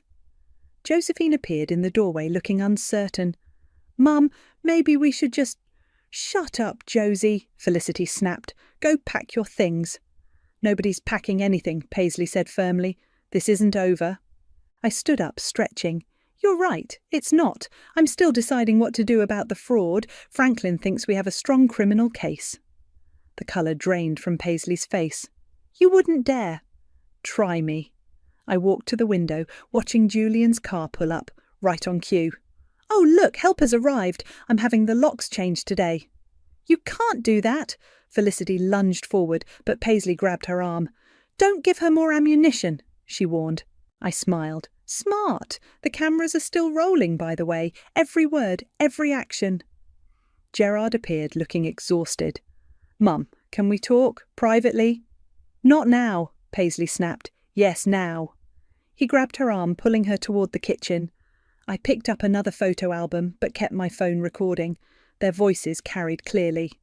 This is insane, Gerard was saying. We need to stop. I will not be humiliated by that girl. That girl is Dad's daughter, his real daughter. A slap echoed through the house, then silence. I winced, but kept my face neutral as Paisley stormed back in. Her hands were shaking. You think you've won, she seethed. You have no idea what I'm capable of. Actually, I do. I held up my phone. That slap sounded pretty clear, don't you think? Wonder what social services would think about how you treat your kids. Josephine started crying. Mum, please, let's just go. Nobody's going anywhere, Paisley screamed. Julian walked in, toolbox in hand. Everything okay in here? Perfect timing, I said. The locks need changing in the whole house, every door. You heard her, Felicity sneered. We're not leaving. Then I'll call the police, I said calmly. I have the legal documents showing my ownership, plus evidence of fraud, abuse and harassment. Your choice. Gerard emerged from the kitchen, his cheek red. Mum, she's right. We need to go. Gerard? Paisley looked betrayed. No, Mom, look at yourself. Look at what you're doing to us. To yourself. Felicity grabbed a vase, one of Dad's favourites, and hurled it at the wall. It shattered spectacularly. Perfect, I said. as Julian's camera caught everything. "That'll look great in court." "You bitch," Felicity whispered. "You planned all of this?" "Actually, you did. I'm just better at it." I turned to Julian. "Start with the front door, please." Paisley's shoulders sagged suddenly. She looked older, defeated. "Fine. You want the house? Keep it, but don't think this is over." "Oh, I know it's not," I replied. "But here's the difference. I have proof of everything you've done. Every scheme, every lie, every manipulation. One wrong move and it all goes public. How's that for leverage?" Josephine touched my arm. "Quinn, please." I softened slightly. "You can come get your things tomorrow, supervised, 1 hour each." "How generous!" Felicity spat. "More generous than you deserve," Julian said, starting work on the locks. I watched them retreat upstairs, listening to their angry whispers and slammed doors. The house already felt different, lighter somehow. Gerard lingered behind. "I'm sorry," he said quietly, "about everything." "I know." I touched his arm gently. "You can come back too, just not with them." He nodded and followed his family upstairs. I sat back down with the photo albums, running my fingers over Dad's smiling face. "See?" I whispered. "I told you I'd fix it." The sound of packing and cursing drifted down from above, but for the first time since Dad died, I felt at peace. The house was mine, justice was mine, and this was just the beginning. The next day, I sat in Dad's study while Franklin supervised the moving out process.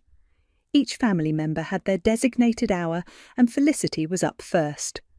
The sounds of her stomping around upstairs made the chandelier shake. "She's doing it on purpose," Julian muttered from his spot by the window. "Let her," I said. "Every tantrum is more evidence." A crash echoed from above, followed by Felicity's voice. "Oops, was that Quinn's old cheerleading trophy?" Franklin sighed. "I'll add it to the list of damaged property." My phone buzzed. A text from Gerard. "Mum's meeting with another lawyer, planning something big." Before I could respond, Paisley swept into the study, uninvited. "We need to talk." "Your hour isn't until 3, I said, not looking up from Dad's desk. "This isn't about moving." She perched on the leather chair across from me. "I have a proposal." Julian stepped closer, phone ready to record. "Half?" Paisley said. "We split everything 50-50, the house, the assets, everything." I laughed. "You're not in a position to negotiate." "No?" She leaned forward. "What if I told you there are things about your father you don't know? Things that could damage his reputation?" The room went quiet except for Felicity's continued stomping upstairs. "Are you threatening to slander my dead father?" I kept my voice steady. "I'm offering you a chance to protect his memory." Paisley's smile was razor sharp. Those last months he was confused, said things, wrote things. Would be a shame if those ramblings became public. Franklin cleared his throat. "Mrs. Perry, I advise you to consider your next words carefully." "Stay out of this, Franklin." She turned back to me. "What's it going to be, Quinn? Share the house or watch your father's legacy burn?" I opened Dad's desk drawer slowly, pulled out a small recorder. "Thank you for that confession. Want to add attempted blackmail to the fraud charges?" Her face contorted. "You little—" "Mother!" Gerard appeared in the doorway. "Stop, please." Always taking her side, she hissed. "No," he said firmly. "I'm trying to stop you from making things worse. We already lost Dad. Don't make us lose everything else." Josephine appeared behind him, tears in her eyes. "Mum, please, let's just go." A thud from upstairs made us all jump. Felicity appeared on the stairs, dragging a massive painting. "If we can't have the house, we're taking grandmother's art." "That stays," I stood up. "Family heirlooms remain with the house." "Family?" Felicity laughed hysterically. "You're not family, you're just the leftover from Dad's first marriage." "Felicity!" Gerard shouted. But she was on a roll. "You think you've won? You think this makes you special? Dad only kept you around out of guilt. Everyone knows he loved us more." The room went deadly silent. Even Paisley looked shocked. I walked to Felicity slowly, calm and collected. "You want to know what Dad really thought? Read this." I pulled out a letter from my pocket, one I'd found in the safe. His last words to me. "Go ahead." Her hands shook as she read. Her face went from smug to pale. "What does it say?" Josephine whispered. Felicity crumpled the paper. "He's lying. He was sick. He didn't know—" "Read it," Gerard demanded, snatching the letter. His voice cracked as he read aloud. "My dearest Quinn, I'm sorry I let them push you away. Everything I built, everything I am, was always meant for you. They may have had my time, but you had my heart. Don't let them take what's yours. Love, Dad." Paisley grabbed the letter. "This proves nothing." "It proves everything," Franklin said quietly, "along with the videos, the recordings, and the medical records. Quinn, shall I call the police?" Josephine burst into tears. Gerard put his arm around her. "No," I said finally. "Just get out, all of you. Take your clothes, your personal items. Everything else stays." "You can't," Felicity started. I am. You have 30 minutes. Anything left behind gets donated." Paisley straightened her spine. "This isn't over." "Yes, it is." I sat back at Dad's desk. "Unless you want those fraud charges after all?"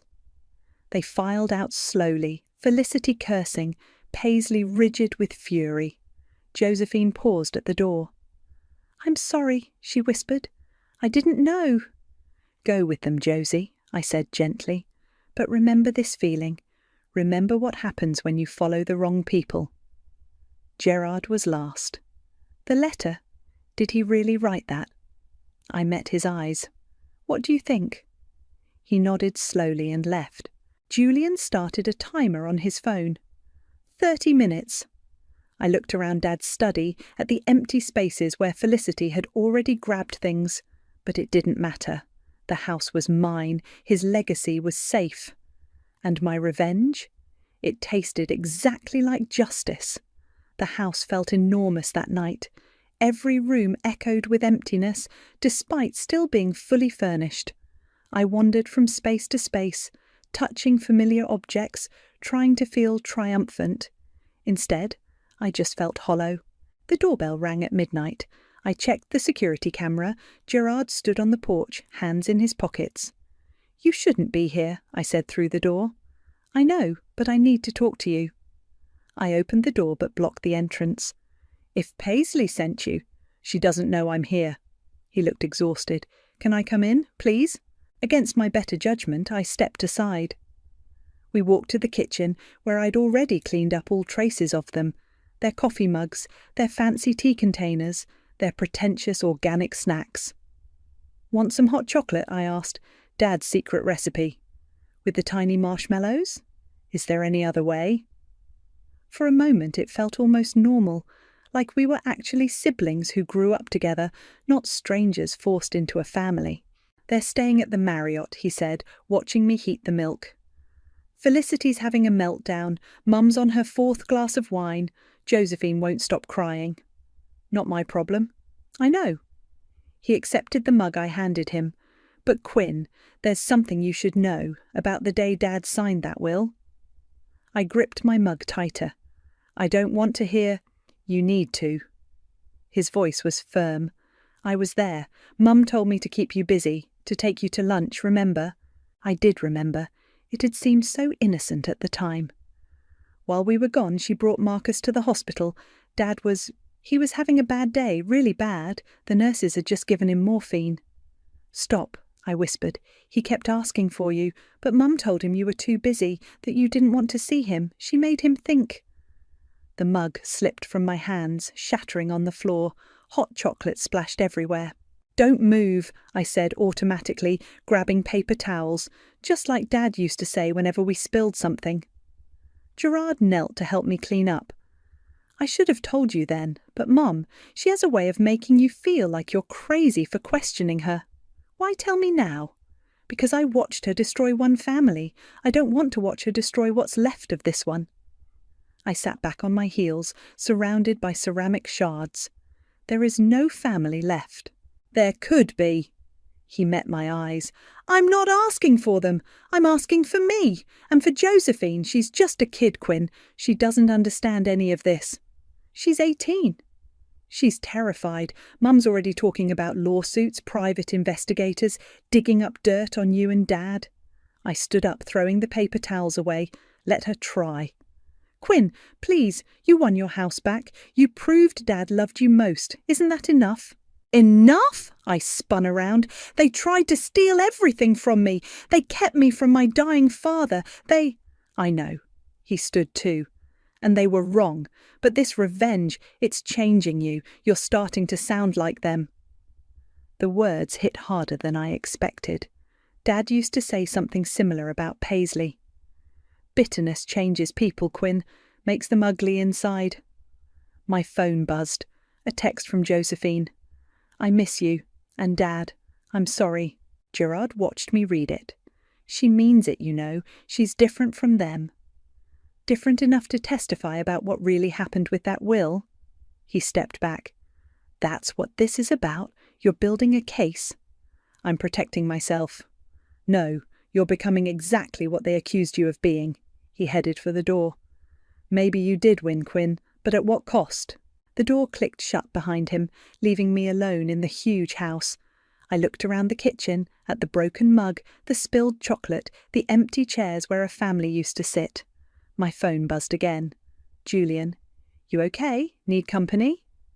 I started to type, I'm fine, but stopped. The truth was, I didn't feel fine. I felt powerful and empty all at once. Come over, I texted back. Bring ice cream. I walked to Dad's study, where his chess set still sat mid-game from our last match. I'd been so focused on winning, on getting revenge, I hadn't noticed what I was becoming. The question was, could I stop? My phone lit up with another text from Josephine. Can we talk? Just us? I stared at the message for a long time, remembering how young she was when she first came into our lives. How she used to follow me around, asking about makeup and boys. Tomorrow, I typed back, coffee shop on Main, just us. Sometimes I heard Dad's voice whisper, the hardest move in chess is knowing when to step back. The coffee shop was nearly empty when Josephine walked in. She looked smaller somehow, wearing an oversized sweater and none of her usual makeup. For a moment I saw the little girl who used to beg me to braid her hair. I didn't tell Mum I was coming, she said, sliding into the booth. Smart? I pushed a vanilla latte toward her, her favourite. You remembered. She wrapped her hands around the cup. Hard to forget. You used to steal sips of mine all the time. An uncomfortable silence fell between us. Through the window, I watched leaves scatter across the parking lot. They're saying terrible things about you, Josephine finally said. About Dad, too. I expected that. Felicity wants to sell stories to the local papers about Dad being abusive, about him playing favourites. Mum's encouraging it. My hand tightened around my cup. They wouldn't dare. They would. Mum's desperate. Josephine glanced around and lowered her voice.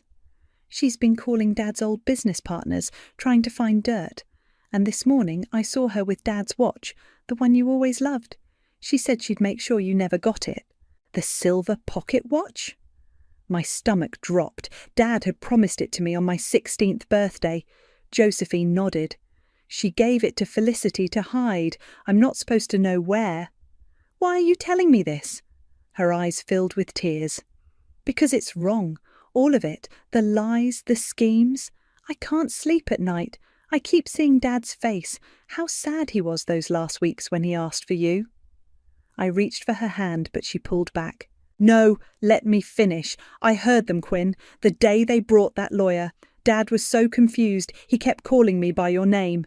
Mum told him you didn't want to see him, that you were too busy. He cried.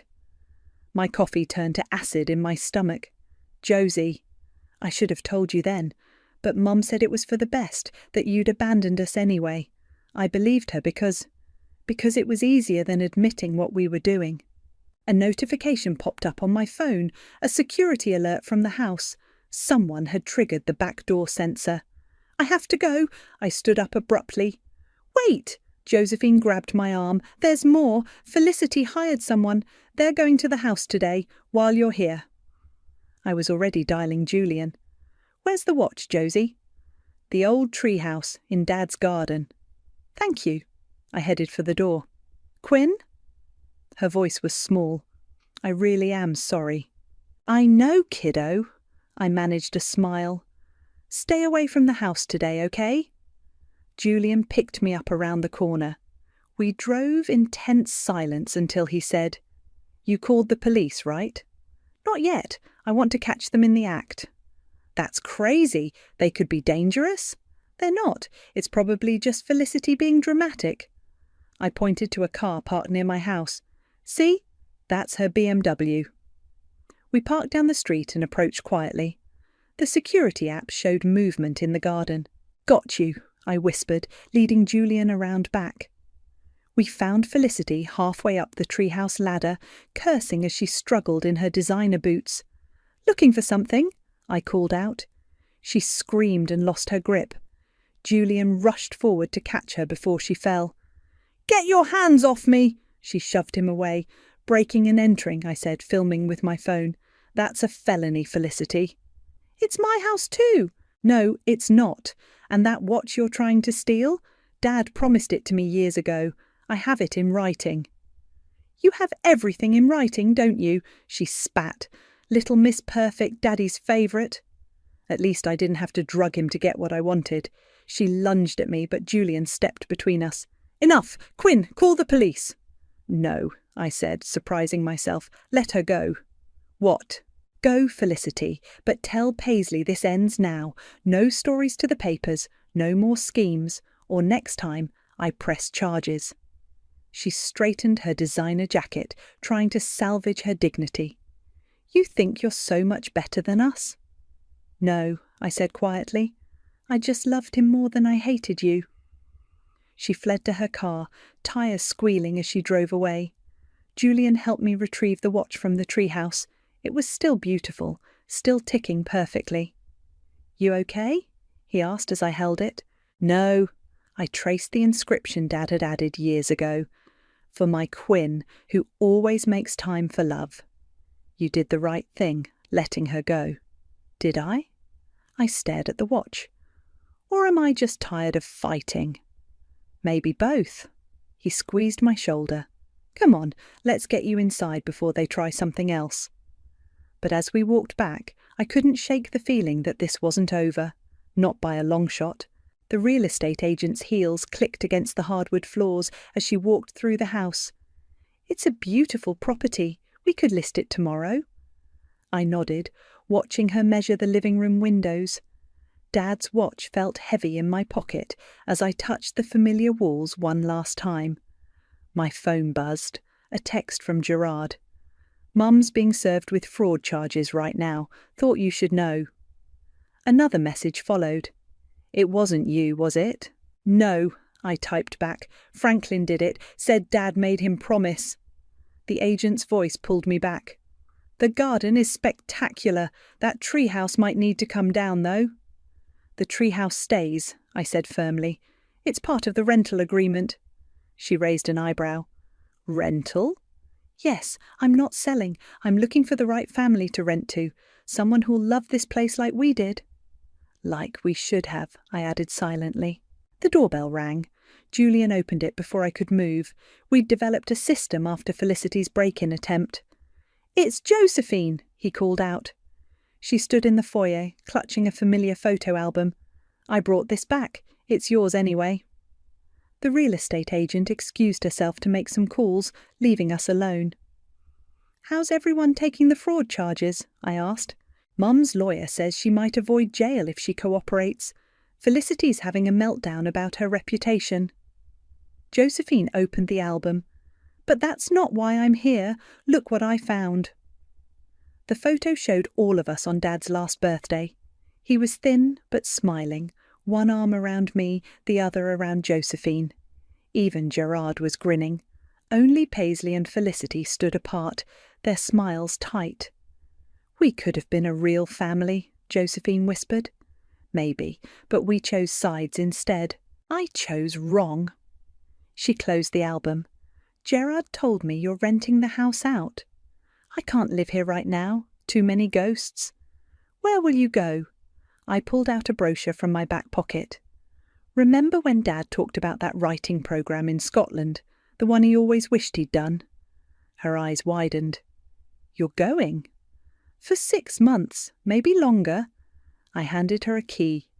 That's why I need someone to check on the renters, make sure they're treating the place right. Me? You and Gerard if he wants. The garden needs attention too. Dad's roses won't grow themselves. She clutched the key. But after everything, you told me the truth, Josie, about the will, about the watch. That counts for something. The real estate agent returned, tablet in hand. I have several interested parties already, all excellent references. Show me, I said, but kept my eyes on Josephine. Stay, help me choose? She nodded, wiping her eyes. We spent the afternoon interviewing potential renters. A young family caught my eye. Their little girl immediately asked about the treehouse, just like I would have. As the sun set, Julian helped me pack the last box into his car. You sure about this? About Scotland? Yes. About the house? Getting there. And them? He nodded toward Josephine, who was showing the family around the garden. Them? I pulled out Dad's watch. I'm learning something Dad tried to teach me. Revenge feels good for a moment, but grace lasts longer. Gerard's car pulled up. He got out slowly, uncertainly. The roses need pruning, I called out. Think you remember how? He smiled slightly. Dad made us practice enough.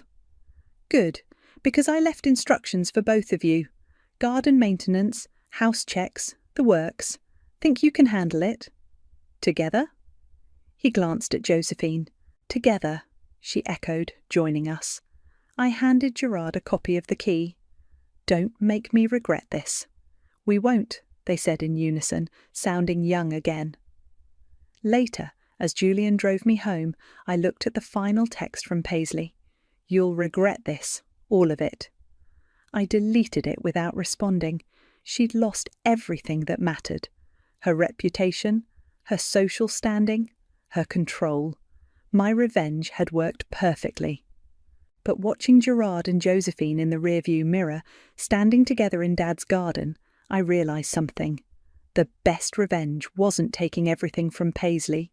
It was saving what I could of the family Dad had wanted us to be. I pulled out his watch one last time, running my fingers over the inscription. The glass face reflected the setting sun, and for a moment I swore I could see him smiling. Ready? Julian asked as we turned the corner. I tucked the watch away, feeling lighter than I had in months. Yeah, I think I finally am. The house disappeared behind us, but I wasn't afraid. Sometimes moving forward means letting go, not of the past, but of the anger that chains you to it. Dad taught me that too in the end. I want a divorce.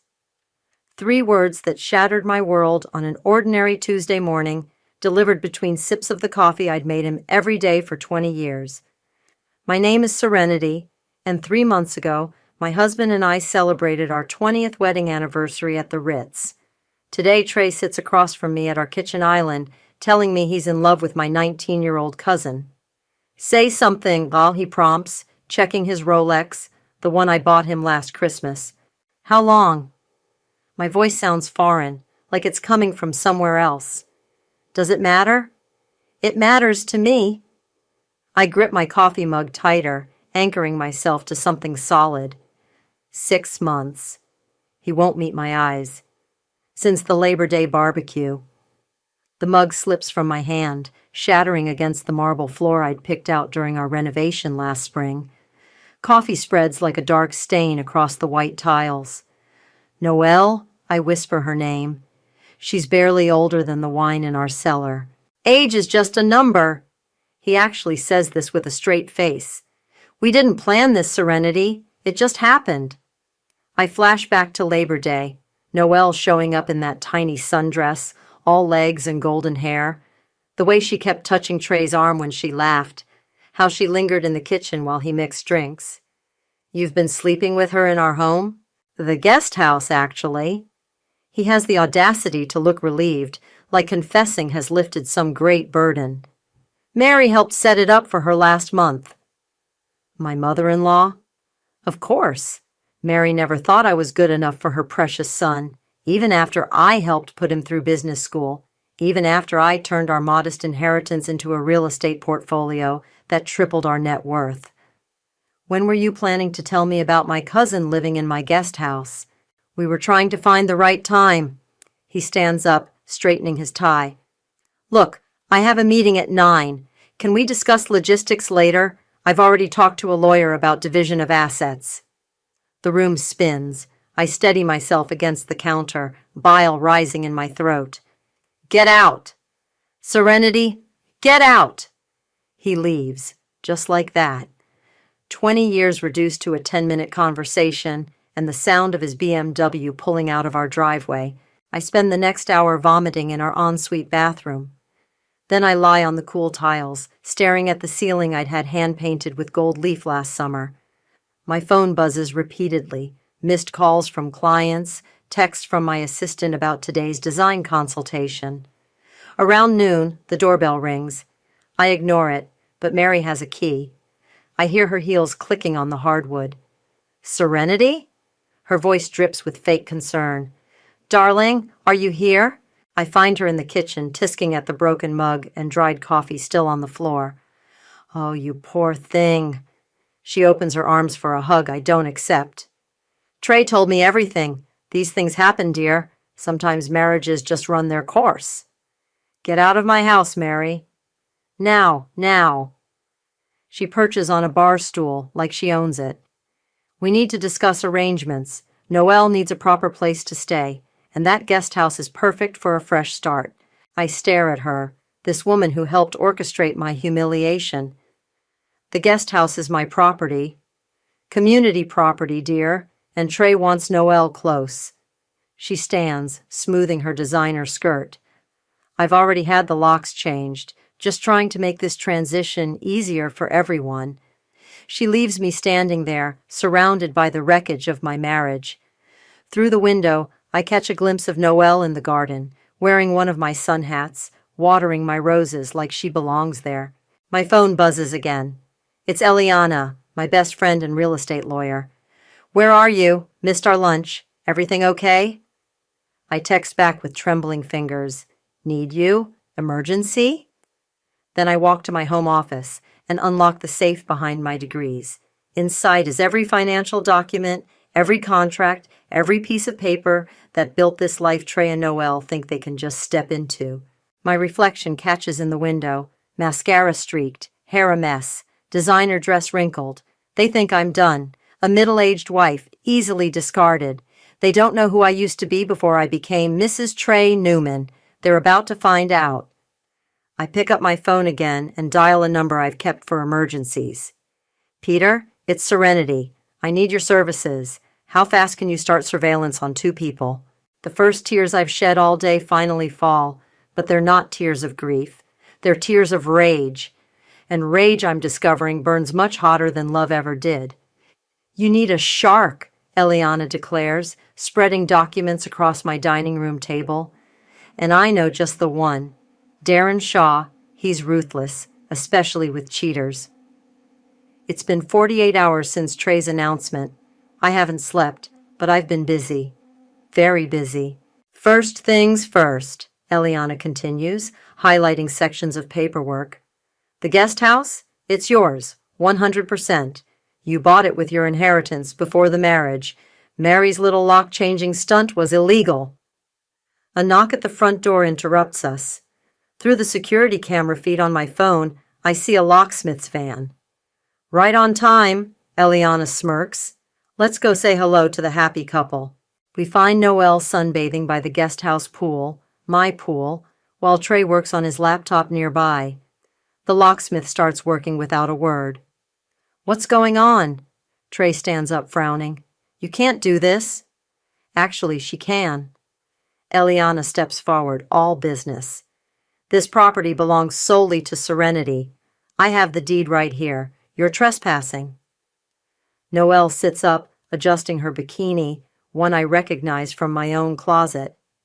But Mary said, Mary lied. I cut her off. You have 1 hour to pack your things and leave. This is ridiculous. Trey pulls out his phone. I'm calling my lawyer. Please do. Eliana hands him her card. Have them contact me directly. Oh, and Trey, the Bentley in the garage, also solely in Serenity's name. I'll need those keys. His face turns purple. You vindictive by... Careful, I interrupt. Peter's recording everything from that van across the street. You wouldn't want to add harassment to the legal complaints, would you? Noelle bursts into tears, the pretty, delicate kind she's perfected. You're being so cruel. We're family. Family? I laugh, and it sounds hollow even to my ears. Family doesn't fuck their cousin's husband in her guest house. An hour later, I watch them load their things into Trey's BMW. Mary shows up halfway through, screeching about family loyalty and Christian forgiveness. I let Peter record every word. You've got quite a team assembled, Eliana observes after they leave. Peter's good. Found something interesting already. She slides a photo across the table. It shows Noelle entering a fertility clinic. Taken yesterday, Eliana explains. Peter followed her there. She spent 2 hours inside. My stomach lurches. She's trying to get pregnant? Or trying to fake it? Eliana squeezes my hand. Either way, we're ahead of them now. The doorbell rings again. This time it's Darren Shaw, looking exactly like the shark Eliana promised. He sets his briefcase on my coffee table and gets straight to business. I've reviewed your financials, he says, pulling out a tablet. You're in a stronger position than most. The house, the guest house, the Bentley, all yours.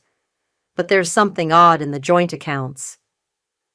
He shows me transaction records, large sums moving between accounts, dates corresponding with Noelle's arrival.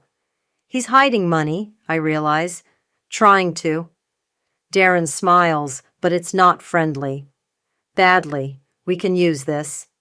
My phone buzzes. Mary calling again. I decline it. She'll try to paint you as unstable, Darren warns. The scorned wife lashing out. We need to control the narrative. Already on it, Peter calls from the doorway.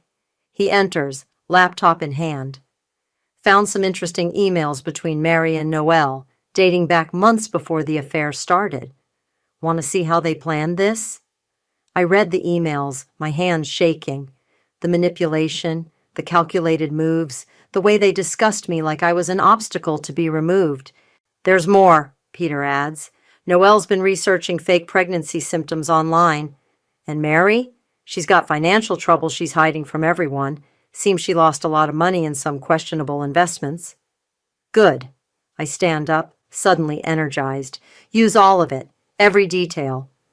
You sure? Eliana asks softly.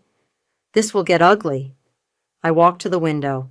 In the distance, I can see the guest house, my guest house, where my teenage cousin plotted to steal my life. They made it ugly, I reply. I'm just playing by their rules now.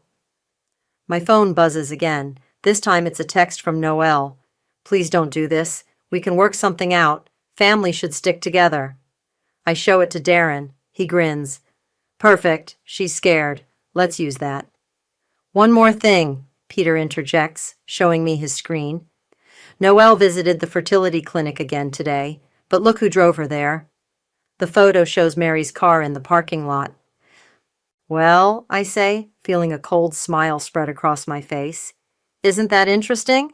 She's here. My assistant's panicked voice crackles through my earpiece. Noelle just walked into the showroom with Mary. I'm in the middle of hosting a crucial design presentation for my biggest clients of the year. 30 potential investors are gathered in my showroom, sipping champagne and admiring my latest luxury home staging. Ladies and gentlemen, I continue smoothly, if you'll follow me to the garden terrace. Serenity, Noelle's voice rings out across the room. She's wearing a white sundress, playing the innocent ingenue perfectly. We need to talk. The room goes silent.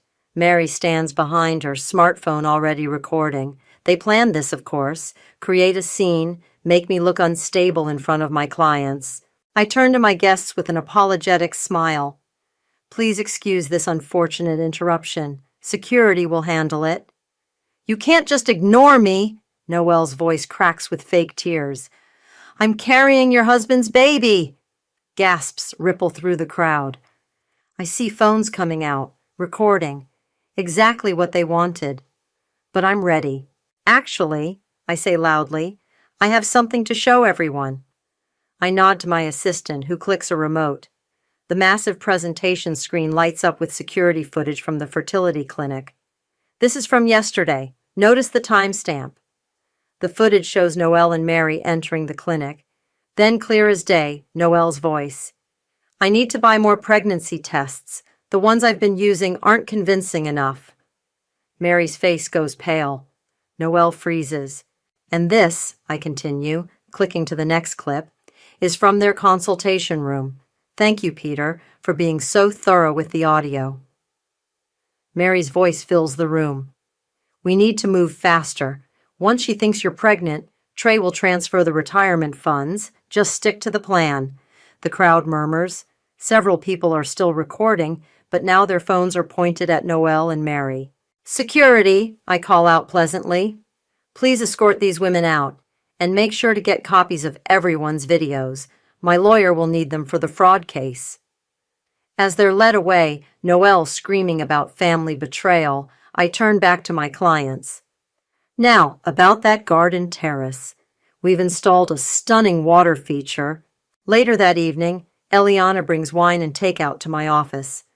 That video's gone viral in the local real estate groups, she says, pulling up her phone. Mary's reputation is toast. Good. I pour us both generous glasses. How's the legal side progressing? Darren's having a field day. Trey's lawyer called, trying to negotiate. They know we have them on the financial fraud. My phone buzzes. A text from Zoe, Noelle's best friend. Can we meet?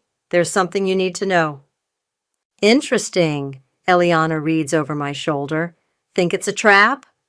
Only one way to find out. I meet Zoe at a coffee shop downtown. She looks nervous, fidgeting with her cup. Noelle's been lying, she blurts out, about everything. She and Mary planned this months ago. They found out about Trey's retirement account and decided to take it, I finish. I know. No, it's worse. Zoe pulls out her phone. Look at these messages. They're going after your business next. Mary's been contacting your clients, telling them you're having a breakdown. I scroll through the screenshots, my blood boiling. Why are you showing me this? Zoe looks down. Because Noelle tried to do the same thing to my sister last year, with her husband. She has a pattern. Back home, I forward everything to Darren and Peter. Then I do something I've been avoiding. I watch my wedding video. 20 years ago, I promised to love and cherish Trey forever. In the video, Mary stands behind us, beaming with pride. Noelle, just a child then, throws flower petals. My phone rings. It's Peter. You need to hear this, he says without preamble. Voicemail from Mary to Noelle, recorded last week. I put it on speaker. Remember the plan. Secure the house. Secure the man. She can't undo it once you give him a baby. Real or not, it doesn't matter. The money will be ours. I end the call and walk to my window.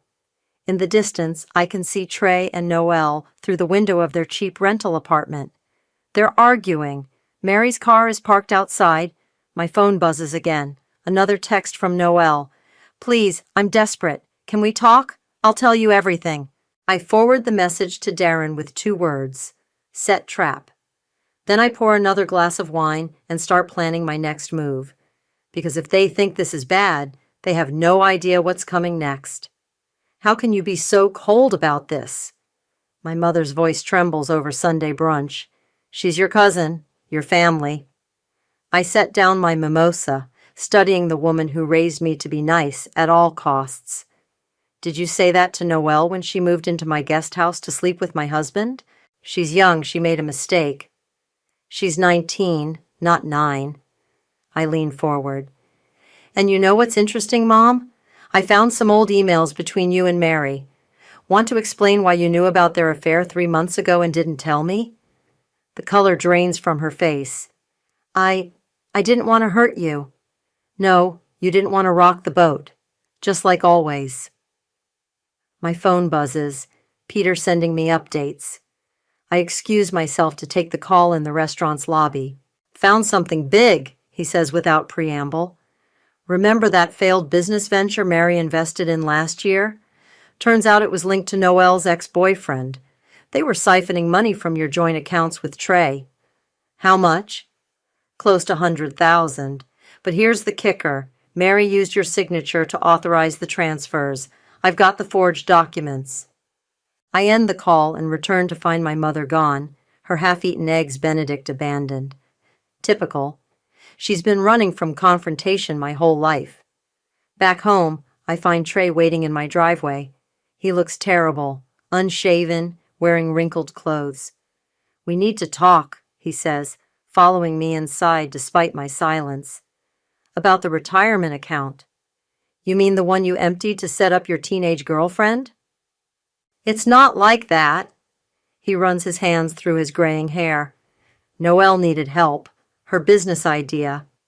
What business idea? I interrupt, pressing record on my phone. The one Mary set up with Noelle's ex? The one they used our money for? His face goes slack. How did you know about the fraud, the forged signatures, the money laundering?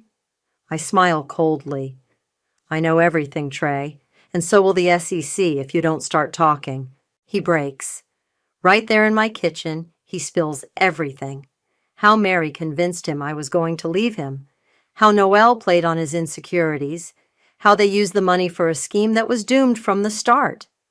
I let my phone record every word. Later, Eliana reviews the recording with Darren.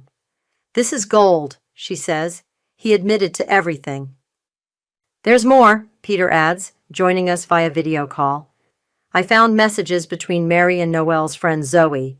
Seems Zoe was originally part of their plan, but backed out when she realized how deep it went. My phone lights up with a text from Zoe. They're planning something big. Mary's desperate. Be careful. As if on cue, my doorbell rings. It's Mary, looking immaculate as always in her designer suit. We need to end this foolishness, she announces, brushing past me into the foyer. You're destroying our family's reputation.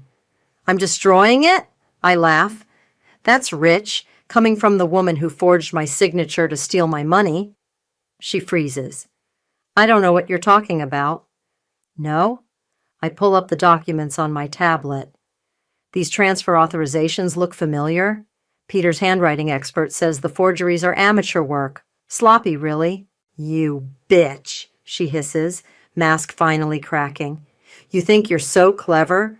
You never deserved Trey, never deserved any of this. And Noelle does? Your little puppet who can't even fake a pregnancy convincingly? At least she can give him children. Mary spits the words like venom. Unlike you. The room goes silent. 20 years of pain surface in an instant. The miscarriages, the failed IVF, the dreams we buried. Get out, I whisper. Get out before I forget you're Trey's mother. She leaves, but not before turning at the door. This isn't over. Actually, I call after her, it is. Check your email. Those forged documents already sent to your bank's fraud department. That night, I sit in my home office, surrounded by evidence of 2 decades of manipulation. My phone buzzes with a text from Zoe. I know what she did, and it's worse than you think. Mary's been planning this since your wedding day. I pour a glass of wine and pull up the security cameras. Through the guest house windows, I can see Noelle packing boxes. Trey's car is gone, probably running to Mary for help again. They thought they could break me. Instead, they gave me everything I need to destroy them all. My phone rings. It's Peter. You're not going to believe what I just found in Mary's old records. I'm pregnant! Noelle's voice rings through the country club dining room. She's standing on a chair, champagne glass raised, tears streaming down her face. Trey and I are having a baby! The assembled crowd, mostly Mary's friends, breaks into applause. Trey beams, accepting congratulations.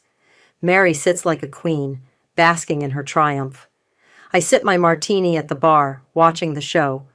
They haven't noticed me yet. Quite the performance, Zoe mutters, sliding onto the bar stool next to me. Should we tell them about her appointment to discuss abortion options yesterday? Not yet. I check my phone. Peter's latest update confirms everything. Let them dig the hole deeper. Trey spots me finally. His smile falters. What are you doing here? Having a drink. I raise my glass. Congratulations on the miracle, baby. Though I'm curious, how far along did you say you were, Noelle? She stammers. 8 weeks. Interesting. I pull out my phone. Because according to your medical records from last week, you're not pregnant at all. The room goes silent. Mary stands up, face flushed. How dare you, Al? Oh, I dare. I turn to the crowd. Did you know Noelle's been researching how to fake pregnancy tests online? Or that she has an appointment tomorrow to discuss termination options? Guess the retirement money transfer wasn't enough. She needed a bigger payday. She's lying! Noelle shrieks, but her mascara is running now with real tears. Show them, Zoe says quietly. I project the medical records onto the wall using the club's presentation screen. Noelle's name, date, test results, all clearly visible. You broke doctor-patient confidentiality, Mary sputters. Actually, Noelle signed a release. I smile at Zoe. Her best friend here is still listed as her medical proxy. Oversight on your part, really. Trey's face has gone from red to white. Is this true? He asked Noelle. Have you been lying? She looks desperately at Mary, who's already gathering her things to flee. Don't leave yet, Mary. I raise my voice. Don't you want to explain why you took Noelle to that fertility clinic? Or why you've been researching fake pregnancy symptoms together? The crowd is muttering now, phones recording everything. Mary's carefully cultivated social circle witnessing her humiliation in real time.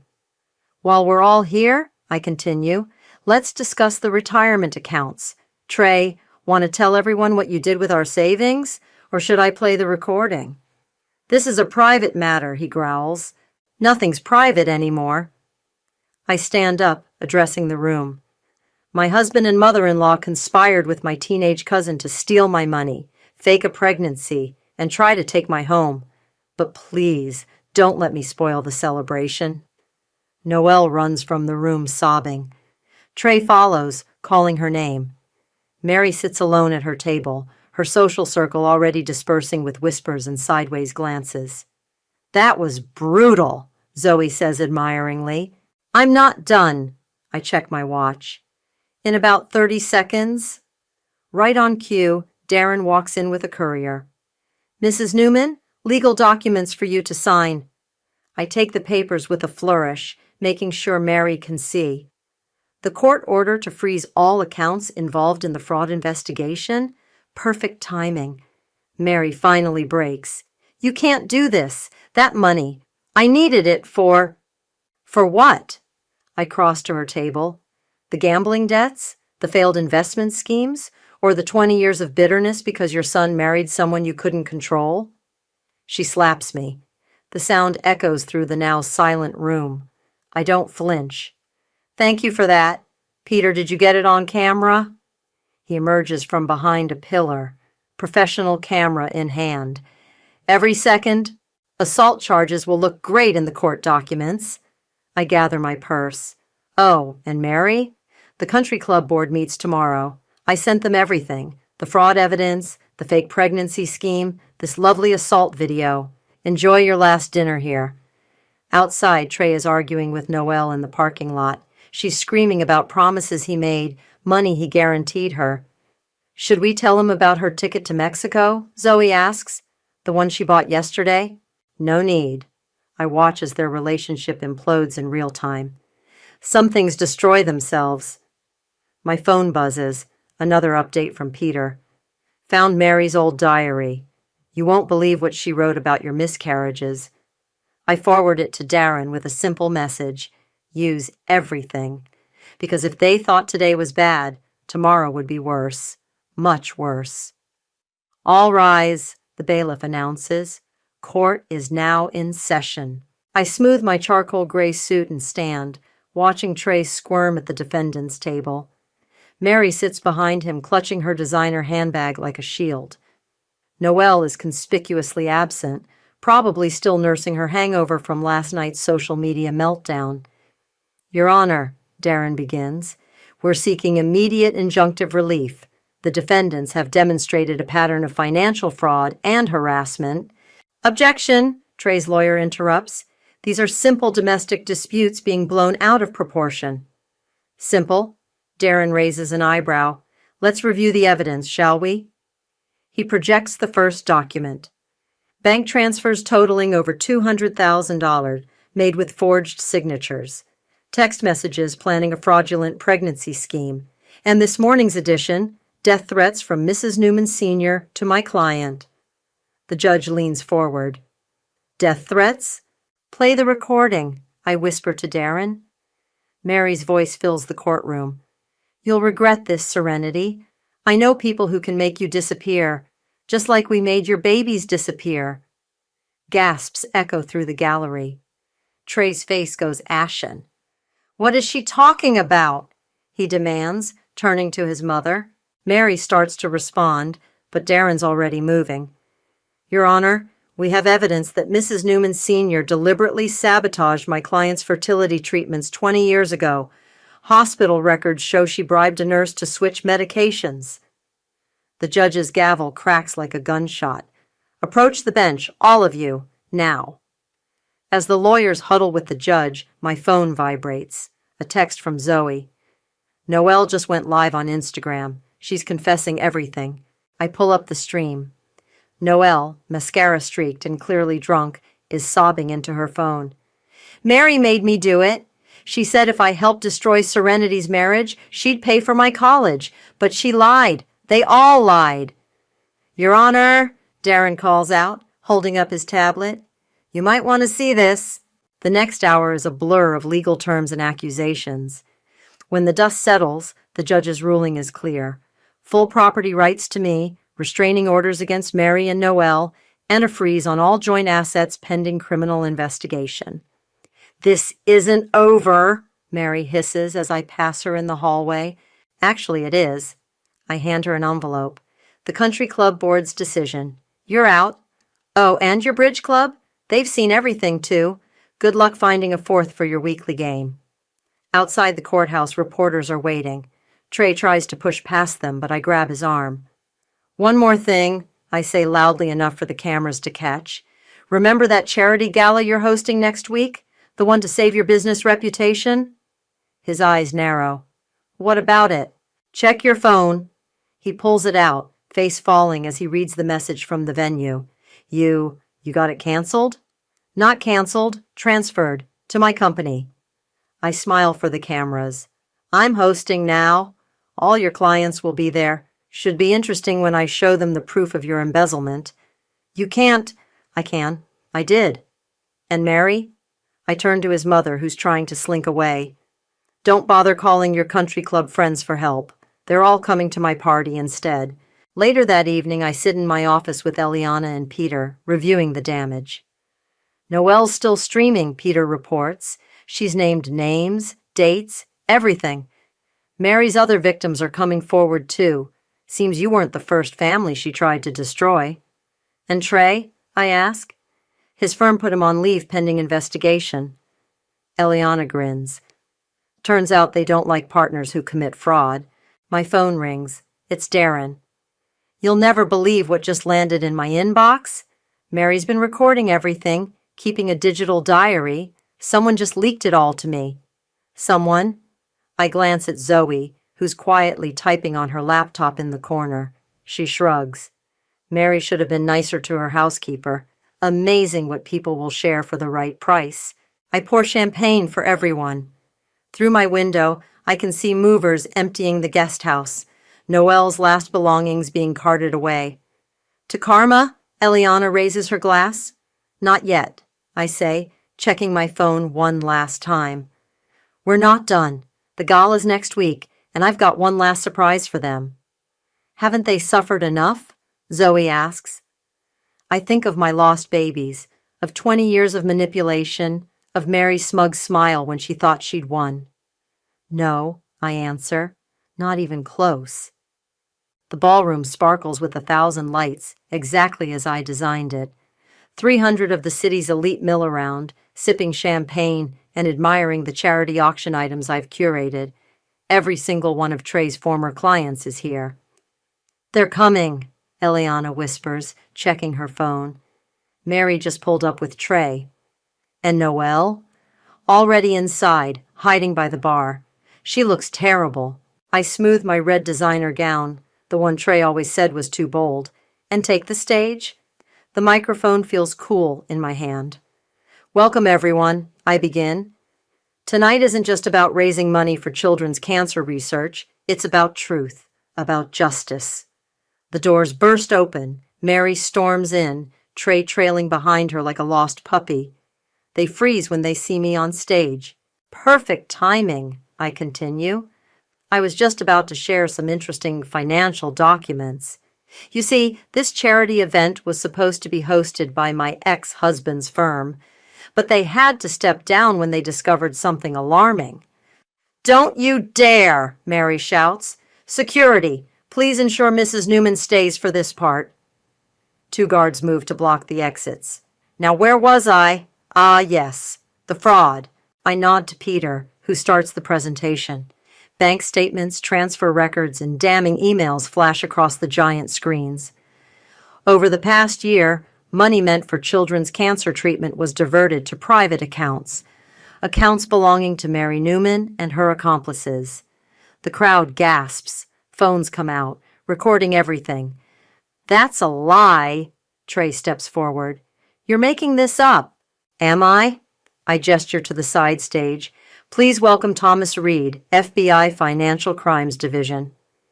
A man in a dark suit steps forward, badge glinting. Mr. Newman, we've been investigating your mother's charity schemes for months.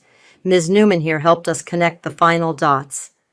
Mary crumples into a chair, her perfectly maintained facade finally cracking. Noelle emerges from her hiding spot, mascara already running. While we're here, I continue, let's discuss the fertility clinic records. Mary, would you like to explain why you paid a nurse to sabotage my treatments 20 years ago? Or should I play the confession she recorded for us? You bitch, Mary snarls. You've ruined everything.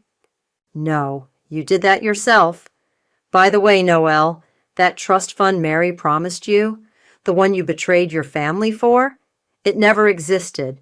She's been bankrupt for years, running pyramid schemes through charity events just like this one. Noelle rushes the stage, but security catches her. You promised, she screams at Mary. You promised me everything. Take them, Agent Reed signals his team. They move in with handcuffs. This is all your fault. Trey lunges toward me, but Peter intercepts him smoothly. Assault on camera? Peter tisks. Not smart. I watch as they're led away, Mary shouting about lawyers, Trey begging his clients not to leave, Noelle sobbing about betrayal. The crowd parts like the Red Sea, phones recording every moment of their downfall. And now, I turn back to the audience. Let's focus on what really matters. Our children's hospital needs a new cancer ward. Who's ready to donate? The event raises record amounts. Every former client of Trey's pledges to my new design firm instead. By midnight, Mary's entire social circle has publicly denounced her. Later, as the last guests leave, Eliana finds me on the balcony. That was brutal, she says admiringly. Brilliant, but brutal. They deserved worse. I sip my champagne. Did you see Peter's final report? About Mary's other victims? The other families she destroyed? Eliana nods. The FBI's building quite a case. My phone buzzes. A text from Zoe. Noelle's been picked up by her parents. They're sending her to rehab in Arizona. She told the FBI everything. Another message follows, this one from Peter. Found something in Mary's old records. There's one more secret you need to see. I forward it to Darren without opening it. Some truths can wait until morning. Through the ballroom windows, I watch the cleaning crew dismantling the event. Everything Trey and Mary built, every lie they told, every scheme they planned, all gone in a single night. To new beginnings, Eliana raises her glass. No, I correct her. To karma. My phone lights up one last time, a message from an unknown number. You think you've won? Watch your back. Some secrets stay buried. I delete it without responding. Let them threaten. Let them scheme. I'm not the same woman they tried to destroy. I'm so much worse. Guilty on all counts. The judge's words echo through the courtroom. Mary's shoulders slump as the verdict is read. Fraud, conspiracy, financial crimes, the list goes on. Each charge adds years to her sentence. I sit in the back row, watching justice unfold. Trey pleaded out months ago, turning on his mother to save himself. Noelle's testimony from rehab sealed their fate, but I stayed to see Mary's face when her world finally crumbled. Ms. Newman, the judge addresses me directly. Would you like to make a victim impact statement? I stand smoothing my skirt and approach the podium. Mary won't look at me. 20 years ago, this woman orchestrated the loss of my children. She bribed medical staff, falsified records, and watched me suffer through miscarriage after miscarriage. She smiled at my pain, plotted my destruction, and tried to steal everything I built. My voice stays steady. But she failed, because she never understood one thing. I'm not just a victim. I'm a survivor. Mary finally meets my eyes. I see fear there, real fear. Your Honor, I don't want her money. I don't want restitution. I want her to live with what she's done, in prison, where she can't hurt anyone else's family. Outside the courthouse, reporters swarm. I give them nothing but a smile as Eliana guides me to the car. Peter's waiting at the office, she says. That final secret from Mary's records, it's big. In my newly expanded design firm's conference room, Peter spreads documents across the table. Mary kept detailed records of everyone she destroyed, he explains, including this woman, Angela. She was engaged to Trey before you. My hands shake as I read. Angela disappeared 30 years ago, allegedly moving abroad. But Mary's diary tells a different story. She was pregnant, I whisper. Mary drove her away, paid her off. There's more. Peter pulls up an email. Angela's daughter just turned 29. She's been looking for her father. Does Trey know? No. Mary buried it all. But here's the twist. Angela's daughter is a prosecutor. She helped build the case against Mary without knowing the connection. My phone buzzes. A text from Zoe. Noelle's doing better. She asked if you'd accept a letter. I set the phone down without responding. Some bridges stay burned. Eliana pours coffee, her engagement ring catching the light. Our new joint venture, a combination design firm and legal consultancy, takes up 3 floors now. What are you going to do about Angela's daughter, she asks. Nothing. I gather the documents. Mary's secrets died with her freedom. Let Trey live with his choices. A knock at my office door. It's Darren. Final paperwork from the divorce. And, he hesitates. Trey asked me to give you this. It's our old wedding photo, cracked down the middle. On the back, he's written, I'm sorry. I never deserved you. Too little, too late. I drop the photo in my shredder and turn to the wall of windows. My redesigned office overlooks the city where I rebuilt myself. Below, workers are installing the sign for our expanded company, Newman and Butler Design and Legal Services. Your next appointment's here, my assistant calls through the intercom. The Children's Hospital Board? Right. The new cancer ward, my first major project since the gala, funded entirely by donations from Trey's former clients. Ready? Eliana gathers her files. Almost. I open my desk drawer, touching the small silver frame hidden inside. My last ultrasound photo from 20 years ago. The baby Mary stole from me. I close the drawer without taking it out. some pain you carry forward, letting it fuel you instead of break you. Ms. Newman? My assistant again. There's a young woman here, too. Says her name is Angela's daughter. I take a deep breath. Send them both in, because that's the thing about karma. It doesn't just destroy. Sometimes it rebuilds, reconnects, restores. Coming, I call back, straightening my shoulders. Through the glass walls, I see her, young, professional, with Trey's eyes and Angela's smile. She clutches a folder of her own secrets, her own questions. I open my office door, extending my hand. Welcome. I think we have a lot to talk about, because sometimes the best revenge isn't destruction. It's living well, succeeding boldly, and helping others find their truth. They broke my heart. I rebuilt it with stone. But stone, I've learned, can also build bridges, just not to the past. I still remember the exact shade of blue in that living room, the way afternoon light filtered through gauzy curtains, casting shadows across Aunt Catherine's perfectly arranged throw pillows, the way my mother's hands trembled as she gripped her teacup, the way my cousin Clara's patent leather shoes gleamed as she crossed and uncrossed her ankles, a smirk playing at the corners of her mouth. I'm Madison, and that was the day I learned that family could steal more than just money. They could steal your future and call it love. Madison, dear, Aunt Catherine's voice dripped honey and poison. We need to discuss your college fund. I was 17, straight A student, early acceptance to Northwestern. The fund had been building since I was born. My father's life insurance, plus every spare dollar my mother could scrape together. $87,000, not enough for 4 years, but enough to start. What about it? I asked, though my stomach was already clenching.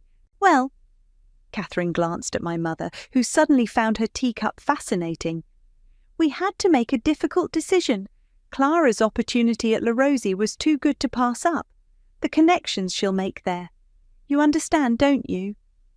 The room started spinning. What are you saying? I borrowed your college fund, Catherine said simply, for Clara's finishing school in Switzerland. Clara's smirk widened. She was wearing a pearl necklace I'd never seen before. Borrowed? My voice cracked. When were you planning to tell me? When were you planning to pay it back? Now, Madison, my mother finally spoke, her voice weak, your aunt has always been generous with us. Generous? I stood up so fast my knee hit the coffee table. Tea sloshed over expensive china. That money was mine, Dad's insurance. You're being hysterical, Catherine cut in sharply. This is exactly why we waited to tell you. Clara needed this opportunity. You're smart enough to get scholarships. Or student loans, Clara added helpfully. Lots of people take loans. I turned to my mother, waiting for her to defend me, to say something. Anything. She just stared at her lap. You're jealous, Catherine declared, as if diagnosing a disease. I knew you would be. Clara has certain advantages, natural grace, social intelligence, things that can't be taught in public school. I laughed then, a horrible sound that scared even me. Advantages? Like a stolen education? That's enough, Catherine stood, her face flushed. I won't be accused of theft in my own home, not by an ungrateful child who clearly needs to learn some hard lessons about life. I ran out of that house and didn't stop until my lungs were burning. Later that night, I heard my mother on the phone with Catherine. She'll get over it. Yes, you're right. Just jealousy. They were right about one thing. I did learn some hard lessons. I worked 3 jobs through community college, transferred to a state school, graduated with honours and enough debt to choke on. Every rejection, every double shift, every missed opportunity became fuel. Now, 15 years later, I'm Director of Talent Acquisition at Morton & Price, one of the top marketing firms in Chicago. My office has a view of Lake Michigan. I wear designer suits and make more in bonuses than Aunt Catherine's house is worth. And today, Karma dropped a gift in my inbox. Madison, my assistant Sarah pokes her head in, The applications for the junior executive position are ready for review. Thanks, bring them in. She places the stack on my desk. I flip through them idly until a familiar name stops my heart. Clara Simmons. The same Clara who went to La Rosie. The same Clara who's been floating between jobs at her mother's friends' companies. The same Clara who probably doesn't even remember her cousin Madison. The jealous one, the difficult one, the one who couldn't appreciate the importance of natural grace. I pick up my phone. Sarah, schedule an interview with Clara Simmons for tomorrow morning, first slot. My hand doesn't shake as I pour myself a coffee. The view from my office is particularly beautiful today. I think about that blue living room, about borrowed money that was never meant to be returned, about a mother's silence and an aunt's venom. They shouldn't have underestimated the jealous loser. They really shouldn't have. I smile as I open Clara's resume. Time to show my dear cousin exactly what public school taught me about hard lessons. Clara still walks like she owns every room she enters. I watch through my office window as she charms the receptionist, her designer handbag swinging carelessly from her elbow. 15 years, and she hasn't changed a bit.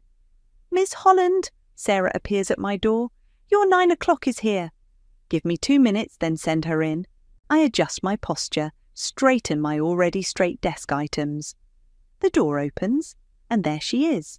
Perfect blonde waves, Chanel suit, that same entitled smile. Good morning, I say, not rising from my chair. Please, have a seat. She settles gracefully into the chair across from me, crossing her legs at the ankle, just like that day in the blue living room. Thank you so much for seeing me. I'm really excited about this opportunity. I let the silence stretch just a beat too long before speaking. Tell me about your experience. Well, I graduated from La Rosie. It's a prestigious finishing school in Switzerland, and then completed my business degree at NYU. She leans forward slightly, practiced enthusiasm in her voice. I've held several positions in marketing and brand management. Several positions in how many years? Her smile flickers. I believe in exploring different opportunities. Each role taught me something valuable. I see. I glance at her resume. And these references, they're all family friends? They're important business connections, she corrects, a edge creeping into her voice. My mother has an extensive network. Ah, yes, Catherine always did know how to network. I watch her face carefully. Tell me about your biggest professional challenge. Clara launches into a clearly rehearsed story about coordinating a charity gala. I let her talk, noting how she emphasizes the guest list but skims over actual results. Interesting, I interrupt. And how did you handle the budget? The budget? Yes, the financial planning, cost control, ROI metrics, basic business fundamentals. She shifts in her chair. Well, we had donors, of course, and my mother's friends were very supportive. So you've never managed your own project budget? I press. Never had to make difficult financial decisions? I'm a quick learner, she says defensively, and I have excellent people skills.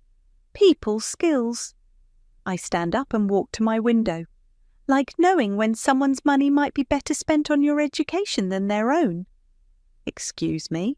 I turn back to face her. The position requires strong ethical judgment, Clara.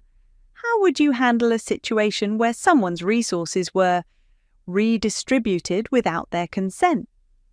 Her perfectly shaped eyebrows draw together. I'm not sure I understand the question. No? I sit on the edge of my desk. Let me be more specific.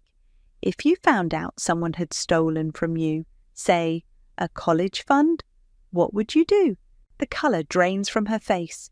Slowly, recognition dawns in her eyes. Madison? Hello, Clara? She stands abruptly, her composure cracking. I had no idea it was you. You look so different. Amazing what hard work can do, even without the advantage of Swiss finishing school. That was years ago, she stammers. I was just a teenager. Mother said that I was jealous, that I needed to learn hard lessons. I keep my voice perfectly level. Oh, I learned them. I didn't know it was your money, she whispers. Mother said it was a family fund, that she had every right to steal my father's life insurance, to rob me of my education. I smile, and she takes a step back. Sit down, Clara, the interview isn't over. She sinks back into the chair, her earlier confidence evaporated. Now, I continue, picking up her resume. Let's talk about these impressive positions you've held, the ones your mother's friends gave you, the ones you didn't earn. Please, she says, I need this job. My last position, dear, it didn't work out. Running out of family friends to employ you? Tears well in her eyes. I'm not the same person I was then. I've grown up. Have you? I lean forward. Because from where I'm sitting, you're still living off other people's opportunities, still expecting things to be handed to you. What are you going to do? She asks quietly. I stand and smooth my skirt. That depends entirely on you, Clara. The position requires a 3-month probationary period. Think you can handle earning something for once? She nods quickly, desperately. Good, HR will be in touch. I open my office door. Oh, and Clara, do give my best to Catherine. Tell her the jealous loser says hello. She practically runs from my office. I watch her retreat, her perfect posture finally broken. Sarah appears with a concerned look. Everything okay? She seemed upset. Everything's perfect, I reply, sitting back at my desk. Schedule her for orientation next week, and Sarah, make sure she's assigned to Zara's team. The game is just beginning. You're playing with fire, Gavin says, swirling his whiskey. We're at Cooper's, our usual Friday spot, tucked into a corner booth, away from the after-work crowd. And you know it. I'm giving her a chance, I reply, stabbing at my salad. More than she gave me. Gavin's been my friend since college, since the days when I was juggling classes with waitressing shifts. Now he's head of HR, and probably the only person who knows the full story. A chance to what? Fail spectacularly? He leans forward. Madison, I've known you too long. This isn't about giving chances. You should see her resume. I pull out my phone, showing him the PDF. Look at these references. All Catherine's country club friends, all made-up titles and inflated responsibilities.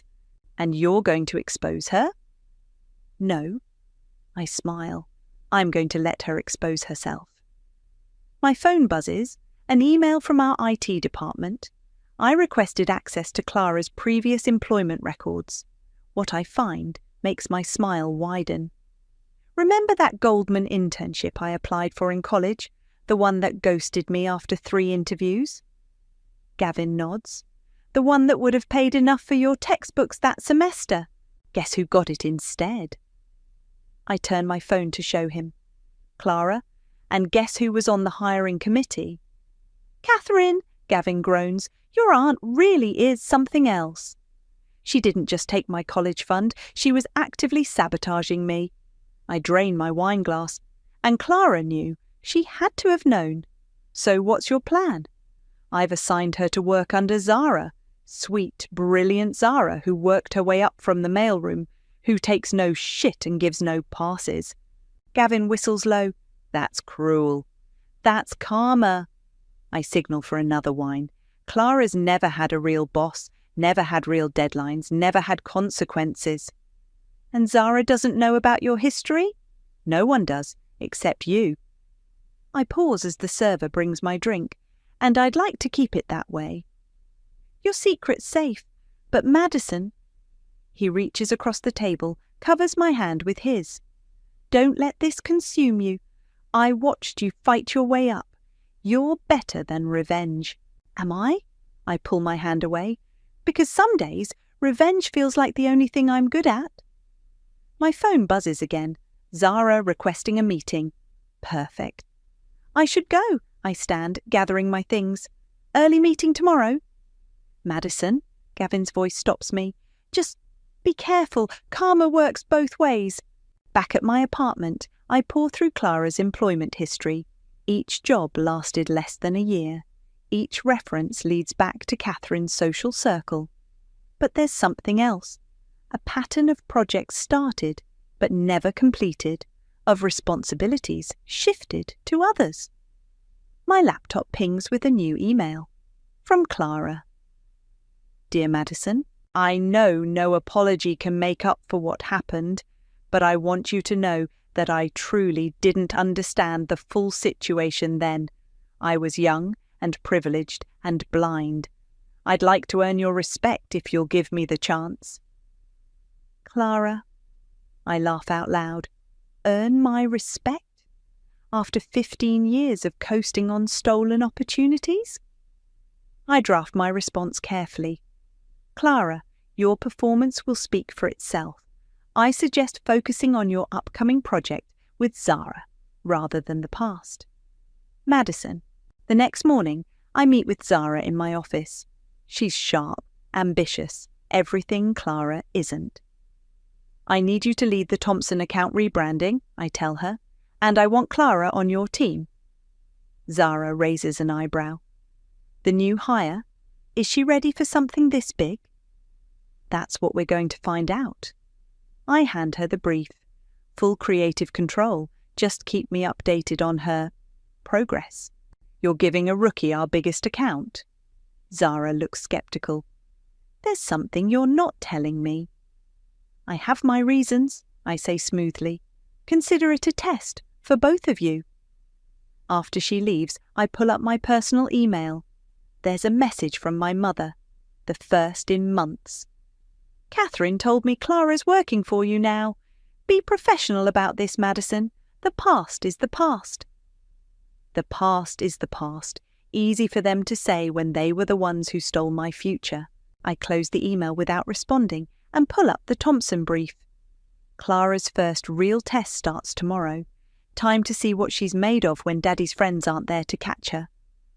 My office phone rings. It's Zara again. Yes? Clara just asked if she could work remotely this week.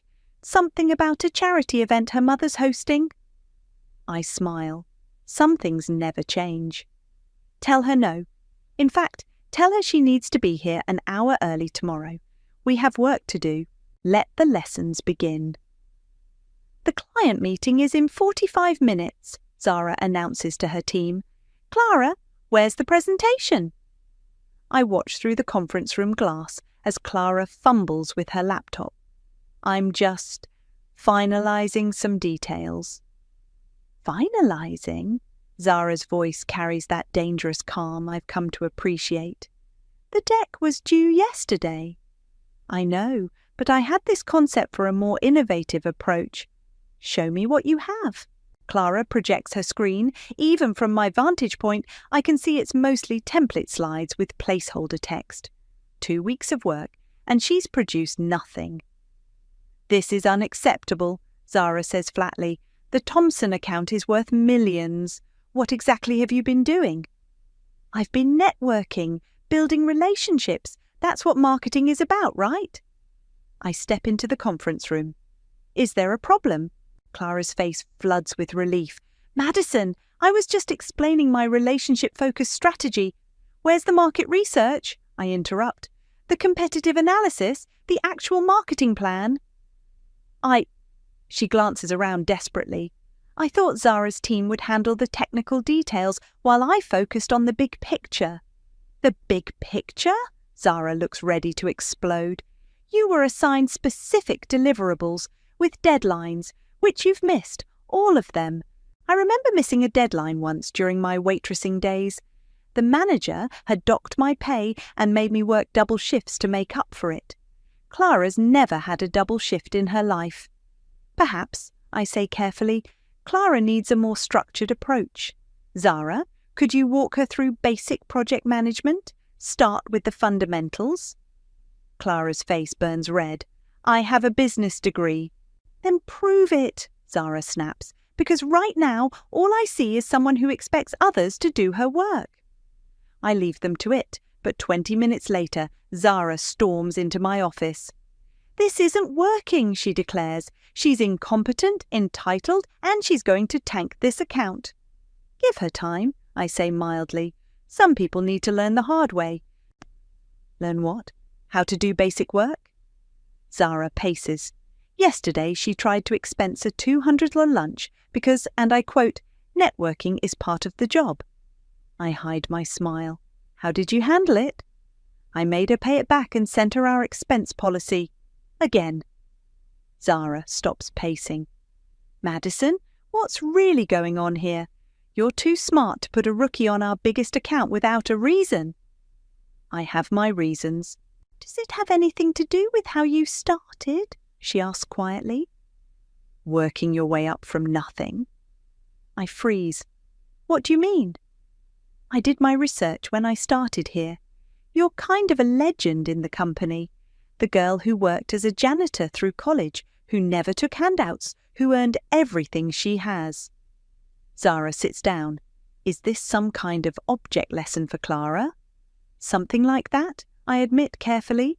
"Well, it's working. I told her your story yesterday. Hope you don't mind." The look on her face.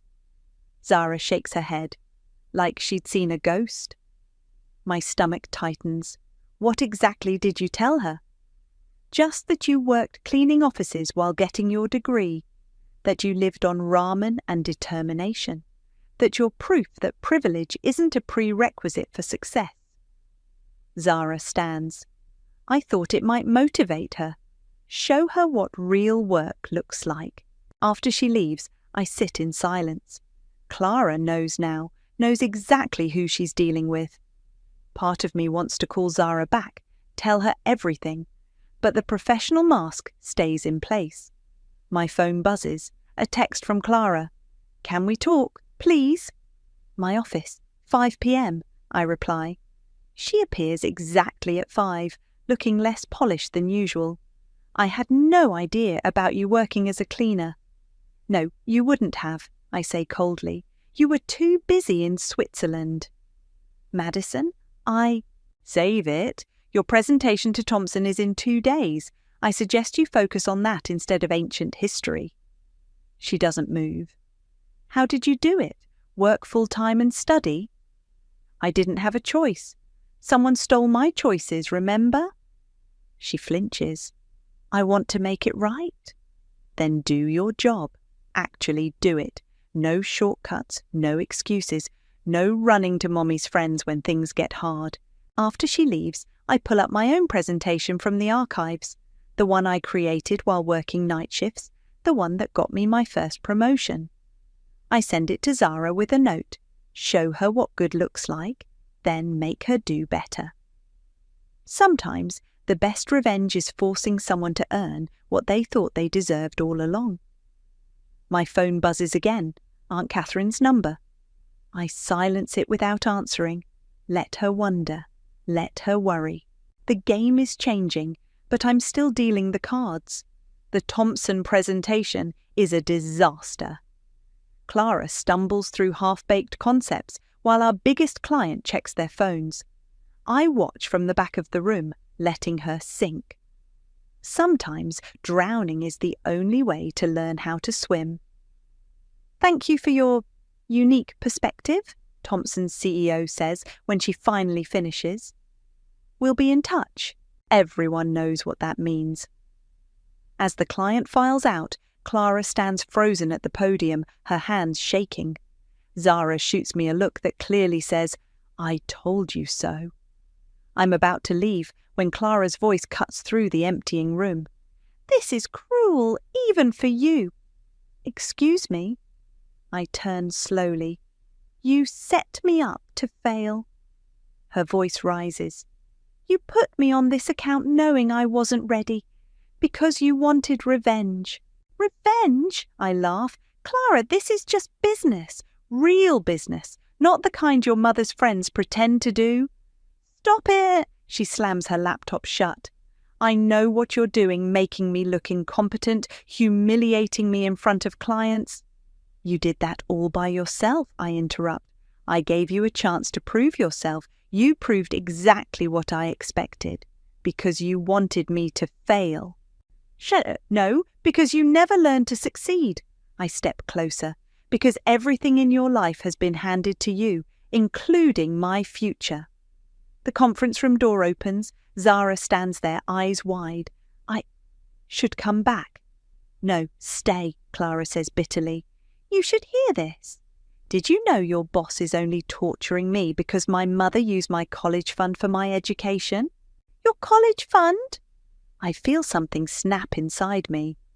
It wasn't yours. It was mine. My father's life insurance. Every penny my mother saved. While your mother was buying you designer clothes, mine was working double shifts to build that fund. Zara gasps softly. Clara's face goes pale. But that's not even the worst part, I continue, ice in my voice. The worst part was how you all treated me afterward. Like I was crazy for being upset. Like I was jealous for wanting what was rightfully mine. I didn't know, Clara whispers. Mother said it was family money, that she had permission. Permission from who? My dead father, my spineless mother. Madison, Zara steps forward.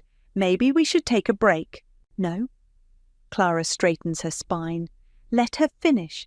Let her tell everyone how she's been plotting her revenge all these years, how she hired me just to watch me fail. You think this is about watching you fail? I laugh again, harder this time. Clara, I hired you because I wanted you to finally earn something, to feel what it's like to work for your success instead of having it handed to you. That's not fair. I worked. You've never worked a day in your life. My voice echoes off the glass walls. You've coasted on stolen opportunities and family connections. Well, guess what? In this office, your mother's country club friends can't save you. Clara's phone buzzes. She glances at it, and something changes in her expression. Speaking of mother, she answers, putting it on speaker. Mother, I'm with Madison right now. Clara, darling, Catherine's voice fills the room. I just heard from the Thompsons. What is that cousin of yours playing at? Tell her, Madison, Clara says quietly. Tell her what you're playing at. But I'm frozen, hearing that voice again. That honey-coated, manipulative voice that ruined my life. Hello, Catherine, I manage. A pause. Madison? Well, this is unexpected. I trust you're treating my daughter professionally. As professionally as you treated me when you stole my future. Oh, darling, still holding on to that. It was for the best. Look how well you turned out. Character building, really. Character building? My voice shakes. Is that what we're calling theft now? It wasn't theft, Catherine says smoothly. Your mother agreed it was the right decision. She signed the papers herself. The room starts spinning. What papers? The transfer documents, of course. She signed over the entire fund, said you needed to learn self-reliance. A cruel laugh. I suppose she was right. I look at Clara, at Zara, at my perfectly ordered world crumbling around me. My mother didn't just stay silent. She actively participated in my destruction. Madison? Zara touches my arm. Are you okay? I'm not okay. I'm 17 again, watching my future disappear in a blue living room. But this time, the betrayal cuts deeper. Thank you, Catherine, I say coldly. You've been very informative. I end the call and turn to Clara. Congratulations, you're fired. Madison, get out, both of you. Alone in the conference room, I stare at my reflection in the darkened windows.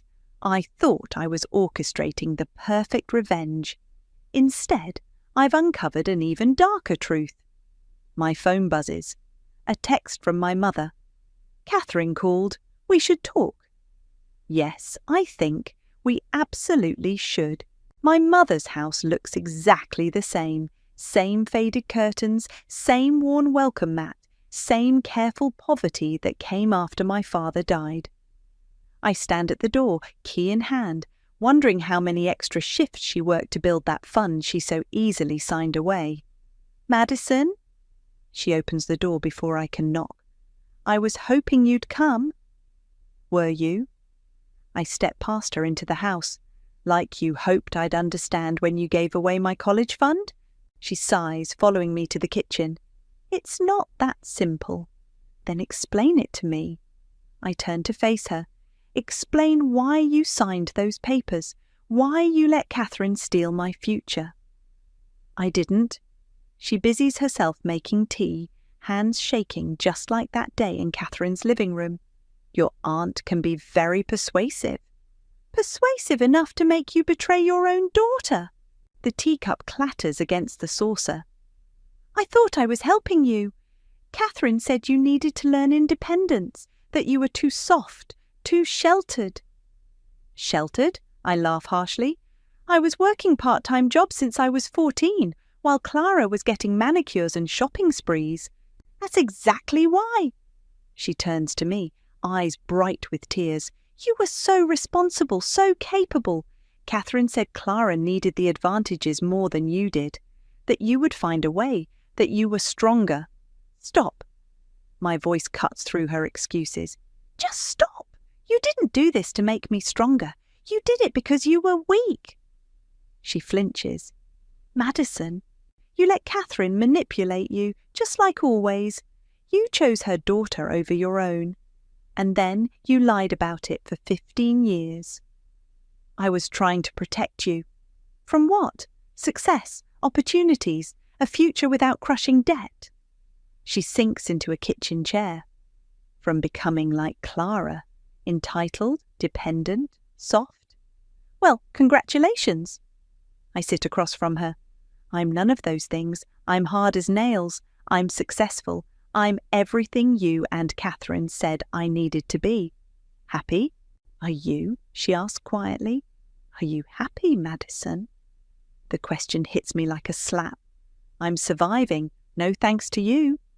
"Catherine called me yesterday," she says, staring into her tea. "Said you hired Clara just to torture her. Is that true?" "I hired her to teach her a lesson, the same lesson you and Catherine decided I needed to learn." "And did it help? Did hurting her heal anything?" I stand up abruptly. "Don't you dare lecture me about hurting people! You and Catherine destroyed my life and called it character building. At least I'm honest about my revenge." "You're right." Her voice is barely a whisper. "I was weak. I let Catherine convince me it was for the best. I've regretted it every day since." "Regret doesn't pay student loans," I snap. "It doesn't erase years of struggling, of feeling betrayed by my own mother." "No," she agrees, "it doesn't. But Madison, don't let this make you like them. Don't let bitterness eat away everything good in you." "Everything good in me?" I laugh again, that same horrible sound from 15 years ago. "You and Catherine killed everything good in me that day. You taught me that family means nothing, that trust is for fools, that the only person I can count on is myself." She starts crying then, silent tears rolling down her cheeks.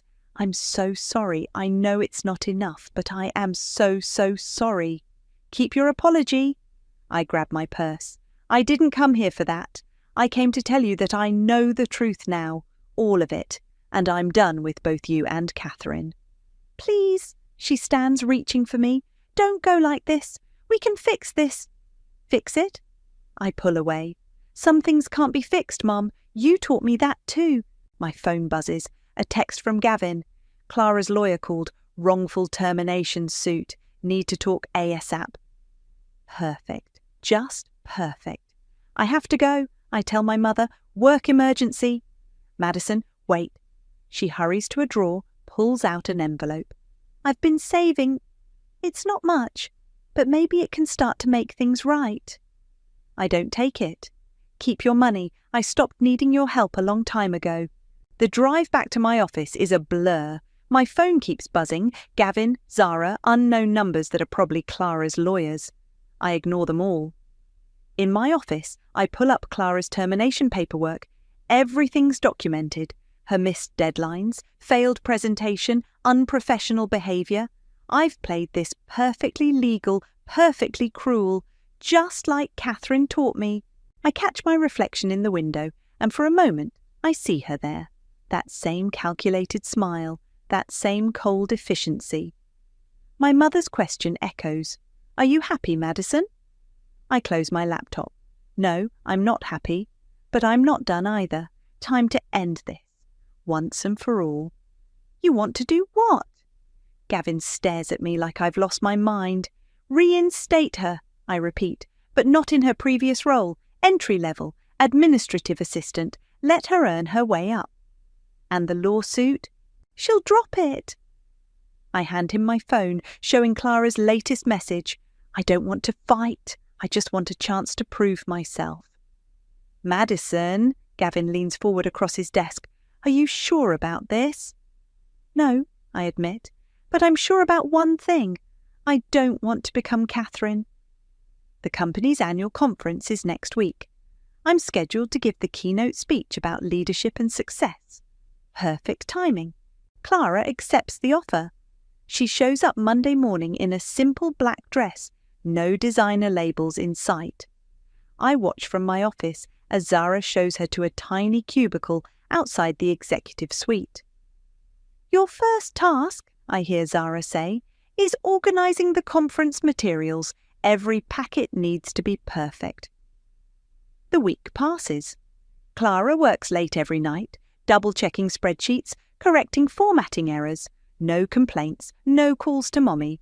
I pretend not to notice. Conference day arrives. The ballroom is packed with industry leaders, including the Thompson team. Clara sits in the back, barely visible behind a pillar. I take the stage. Success, I begin, is a funny thing. We think we know what it looks like. Designer suits, corner offices, Swiss finishing schools. A ripple of laughter.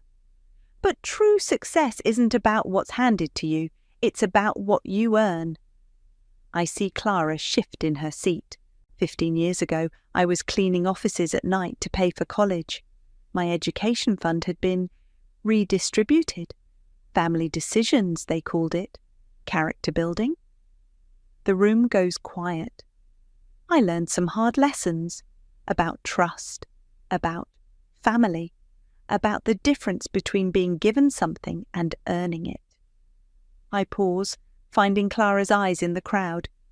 But the hardest lesson was this. Revenge might feel like justice, but it turns you into exactly what you're fighting against. Catherine's words echo in my head. Look how well you turned out. Success isn't about destroying others to lift yourself up. It's about rising above what was done to you, about being better than those who hurt you. My voice carries across the silent room. Sometimes the biggest victory is choosing not to become what made you suffer. After the speech, people crowd around, sharing their own stories of struggle and redemption. I notice Clara slip out a side door. Later, at the reception, she finds me by the bar. Thank you, she says quietly, for not destroying me publicly. Karma didn't need help with that. She smiles slightly. No, it didn't.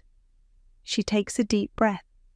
I called Mother yesterday, told her I'm not accepting her help anymore, that I need to do this on my own. And, she cried, said I was being dramatic, that I was throwing away my advantages. Clara sips her water. Funny thing is, for the first time in my life, I feel like I might actually have an advantage, seeing clearly what I don't want to become. Zara appears beside us. Clara, the Thompson team wants to see the new proposal drafts. On it, Clara nods, turning to go. She pauses. Madison, I know it doesn't fix anything, but I truly am sorry for everything. I watch her hurry off, manila folders clutched to her chest, no designer handbag in sight. She's different, Zara observes, actually doing the work, learning. Sometimes the best revenge is forcing someone to grow up, I reply. My phone buzzes. Catherine, I answer it this time. That was quite a speech, she says. Very dramatic, very public. Truth often is. Clara tells me she's working as a secretary now, after all we did to give her advantages. No, I cut her off. After all you stole to give her advantages. There's a difference. You're just like your mother, she sneers. So self-righteous. Actually, I smile into the phone, I'm nothing like her. Or you, and that's the best revenge of all. I hang up as Fernando, our CEO, approaches. Brilliant speech, he says. The Thompson team was impressed. They're staying with us. Want to work directly with you on their rebranding. Thank you, but I'd like to suggest a joint lead on the account. Me and Zara. He raises an eyebrow. And Clara? I watch her across the room earnestly explaining something to a client. She'll earn her way up, the right way this time. Later, alone in my office, I find a note on my desk. In Clara's handwriting, you could have destroyed me. Instead, you forced me to grow. I'm learning that's the harder path, for both of us. Thank you for choosing it. I pin it to my wall, a reminder that sometimes the best revenge isn't revenge at all, it's growth. The envelope from my mother sits unopened on my desk. 3 weeks since our confrontation, and I still can't bring myself to open it.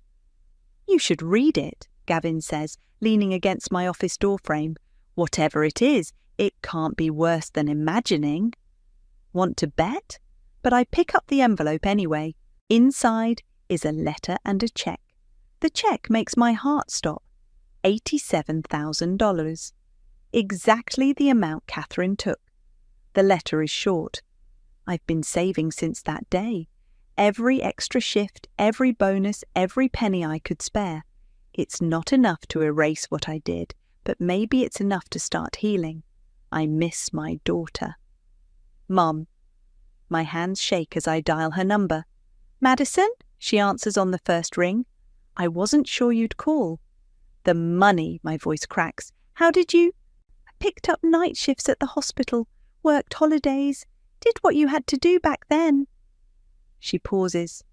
I know it's too late, but I needed you to know I never stopped trying to make it right. Something breaks inside me. Not like before, not shattering, but softening. Have dinner with me, I say suddenly. Tonight. We meet at the diner where I used to work during college. She's already there, looking smaller than I remember. I can't accept this. I slide the cheque across the table. Please, she pushes it back. Let me do this one thing right. Mum, I take a deep breath. You working yourself to death doesn't fix what happened. No, she agrees, but maybe it shows you I finally understand what I did wrong. The waitress brings coffee. My mother stirs hers endlessly, just like she used to. Catherine called again, she says. Wanted me to talk to you about Clara. And I told her to leave you alone, that she'd done enough damage. She looks up. I should have said that 15 years ago. Before I can respond, the diner door chimes. Clara walks in, stops short when she sees us. I'm sorry, she starts to back away. I didn't know. Stay, I surprise myself saying. Please. She slides into our booth, looking between us uncertainly. How's the admin work? I ask. Humbling, she admits, but good. Zara's tough but fair. I'm learning more than I ever did in Switzerland. My mother watches us, tears in her eyes. You two were so close once, before money poisoned everything, Clara finishes. She pulls something from her bag, an old photo. 3 smiling girls at a beach, me, Clara, and Clara's sister. Found this while cleaning out Mother's study. I remember that day, before college funds and finishing schools, before betrayal became a family tradition. I got accepted to teaching certification, Clara says quietly, starting next semester. No family connections, no borrowed opportunities, just me. Teaching? My mother looks surprised. What does Catherine think? She doesn't know, and for the first time, I don't care. Clara straightens. I'm done living her version of success. I think about the check in my purse, about 15 years of anger, about how revenge didn't feel half as good as watching Clara grow up at last. Keep the money, I tell my mother. Put it in a scholarship fund for students who have to clean offices to get through college. Madison, I mean it. I reach for her hand. I don't need it anymore. I built my own success. Let it help someone else do the same. Clara stands abruptly. I should go. Zara wants the quarterly reports by morning. As she leaves, my mother squeezes my hand. You did that. You showed her a better way. Maybe we all needed a better way. Back in my office that night, I find a post-it on my computer. Clara's handwriting. Thank you for making me earn my place, even if I hated you for it. I smile, adding it to her other note on my wall. My phone buzzes. Catherine. This time, I block the number. The city lights twinkle beyond my window. Somewhere out there, Clara's probably still working on those reports. My mother's probably planning that scholarship fund. And me? I'm sitting in an office I earned, surrounded by success I built, finally free of the weight of revenge. I never got my money back, just my power. And something else. Something better than revenge or justice or even success. I got to choose who I became. And I chose not to become Catherine. I chose to become myself instead. That's worth more than $87,000. That's worth everything. I stared at my father across the Thanksgiving table as he slurred the words that would finally break me. I'm in trouble with some very serious people. The silence that followed felt like a noose tightening around my neck, especially when my mother's eyes locked onto mine with that familiar expectant look. My name is Amelia, and I'm the idiot who secretly bought my family a house. They don't know that, of course. They think some mysterious landlord lets them live there practically rent-free out of the goodness of their heart. Meanwhile, I live in what they lovingly call the shoebox with plumbing, my modest studio apartment that they'd just spent the better part of dinner mocking.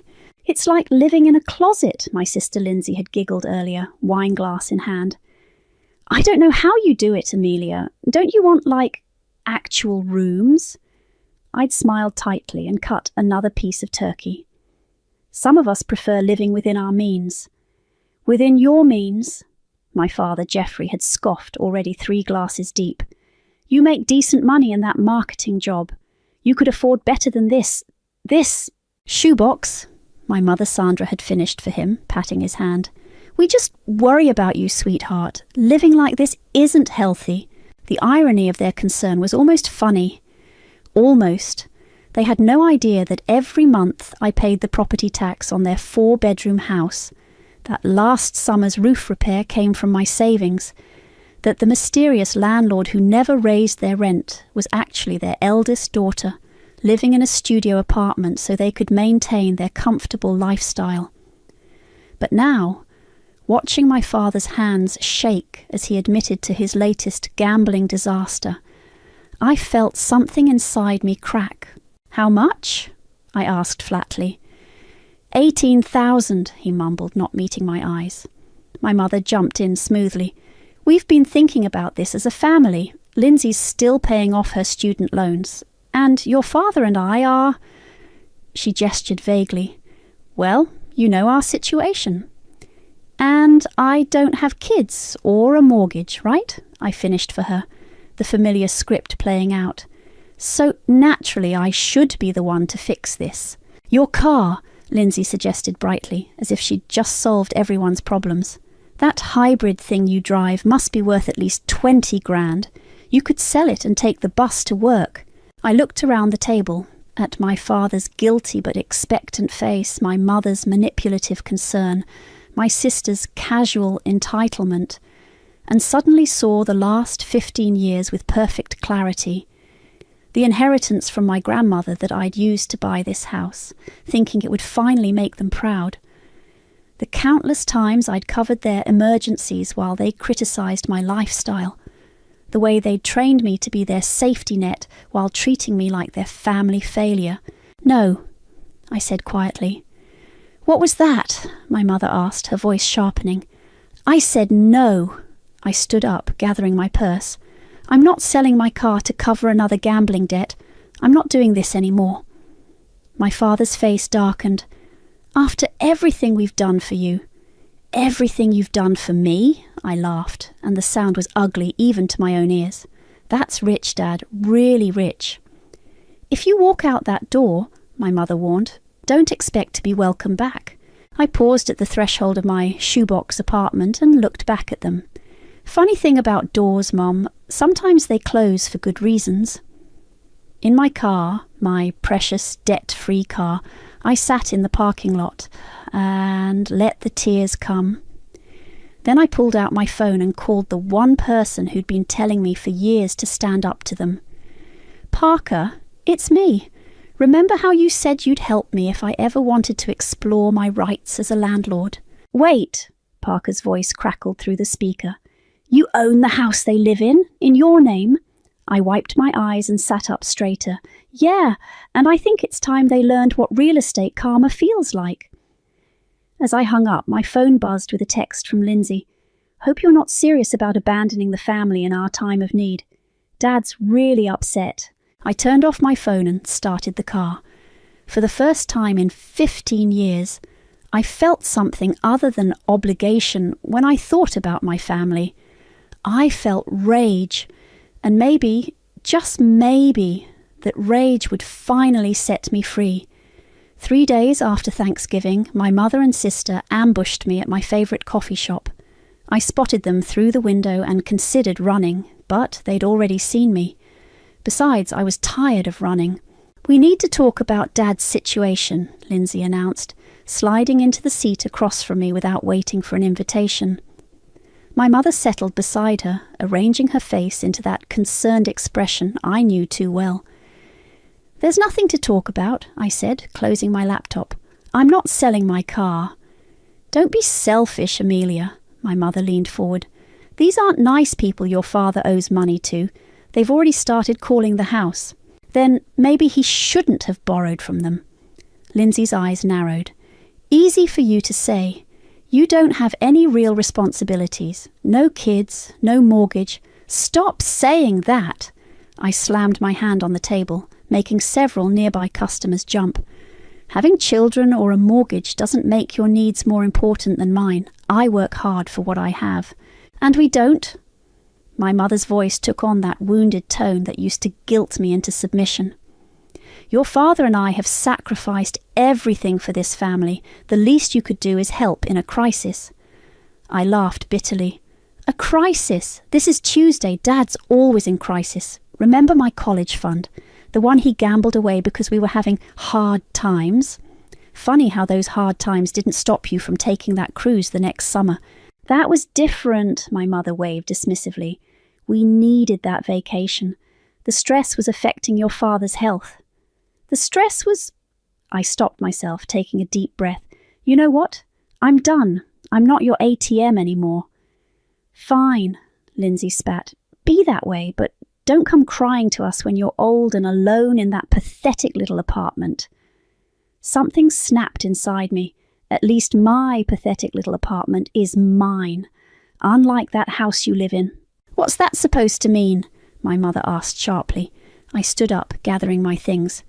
It means I'm done pretending, done enabling, done watching you destroy yourselves and blame everyone else. We're your family, my mother called after me as I walked away. Family helps family. I spun around. Family doesn't mock family. Family doesn't guilt and manipulate and steal from family. And family definitely doesn't show up at someone's workplace to pressure them into selling their only reliable asset. The coffee shop had gone quiet. I didn't care. If you want to help Dad so badly, sell your own cars. Sell that boat he bought last summer when he was supposedly broke. Sell the house. I caught myself just in time. Oh, wait, you can't sell the house because you don't own it. I left them sitting there, faces flushed with anger and embarrassment. My hands were shaking as I got into my car, my precious hybrid that they wanted to sacrifice to the gambling gods. Parker's law office was only 10 minutes away. I didn't call ahead, I just showed up, probably looking like a mess. "I need those landlord papers we talked about," I said when his secretary let me into his office. "All of them." Parker looked up from his desk, concern evident on his face. "Are you sure about this? Once you start the process..." "They showed up at my coffee shop today," I cut him off. "Tried to guilt me into selling my car for Dad's gambling debts. Again, 18,000, right?" He whistled low. "That's a lot of money to throw away." "It's not just about the money anymore." I sank into the chair across from him. "It's about the constant demands, the emotional manipulation, the way they treat me like their personal bailout fund while mocking everything I do." "And you're ready to tell them you own the house?" I nodded slowly. "More than ready. I'm tired of being their secret safety net. Let's see how they handle knowing the truth." Parker pulled out a thick folder. "I'll need you to sign these. And, Amelia?" He waited until I looked up. "This won't be pretty. They're going to fight back hard." "I know." I picked up the pen. "But for once, I'm going to fight back harder." As I signed the papers that would start the eviction process, my phone buzzed with a text from Lindsay. It was a photo of a car dealership with the caption, "Hope you're seriously thinking about doing the right thing." I showed it to Parker. "The right thing," I said quietly, "is exactly what I'm doing."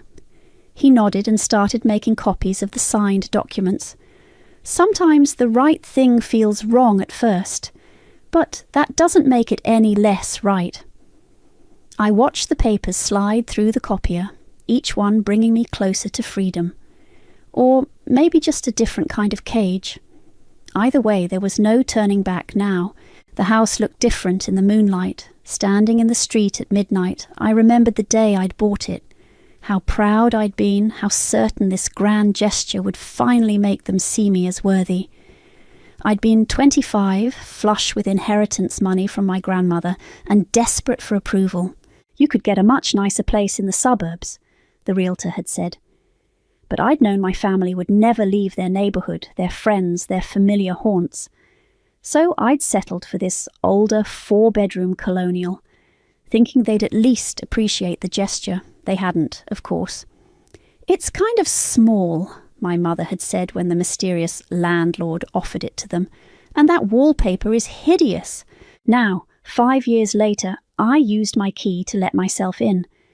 The house was silent. They were all at my aunt's place for the weekend. I needed to document the property's condition before serving the eviction notice. The moment I stepped inside, the smell hit me, cigarettes and mould. My father had promised to quit smoking indoors. Another lie. I turned on my phone's flashlight and started in the living room. The hardwood floors I'd had refinished were scratched and stained. Cigarette burns dotted the windowsills. In the kitchen, cabinet doors hung loose on their hinges, and the granite countertop had a long crack running through it. "Jesus," I whispered, taking photos. "What have they done to this place?" My phone buzzed. A text from Parker. "Don't forget to document everything, every scratch, every stain. We'll need it." I moved upstairs, each step creaking under my weight. The bathroom was worse than I'd imagined. Black mould crept along the shower walls, and the toilet seemed to be leaking. I'd sent money for repairs last year when my mother complained about plumbing issues. Clearly those funds had gone elsewhere.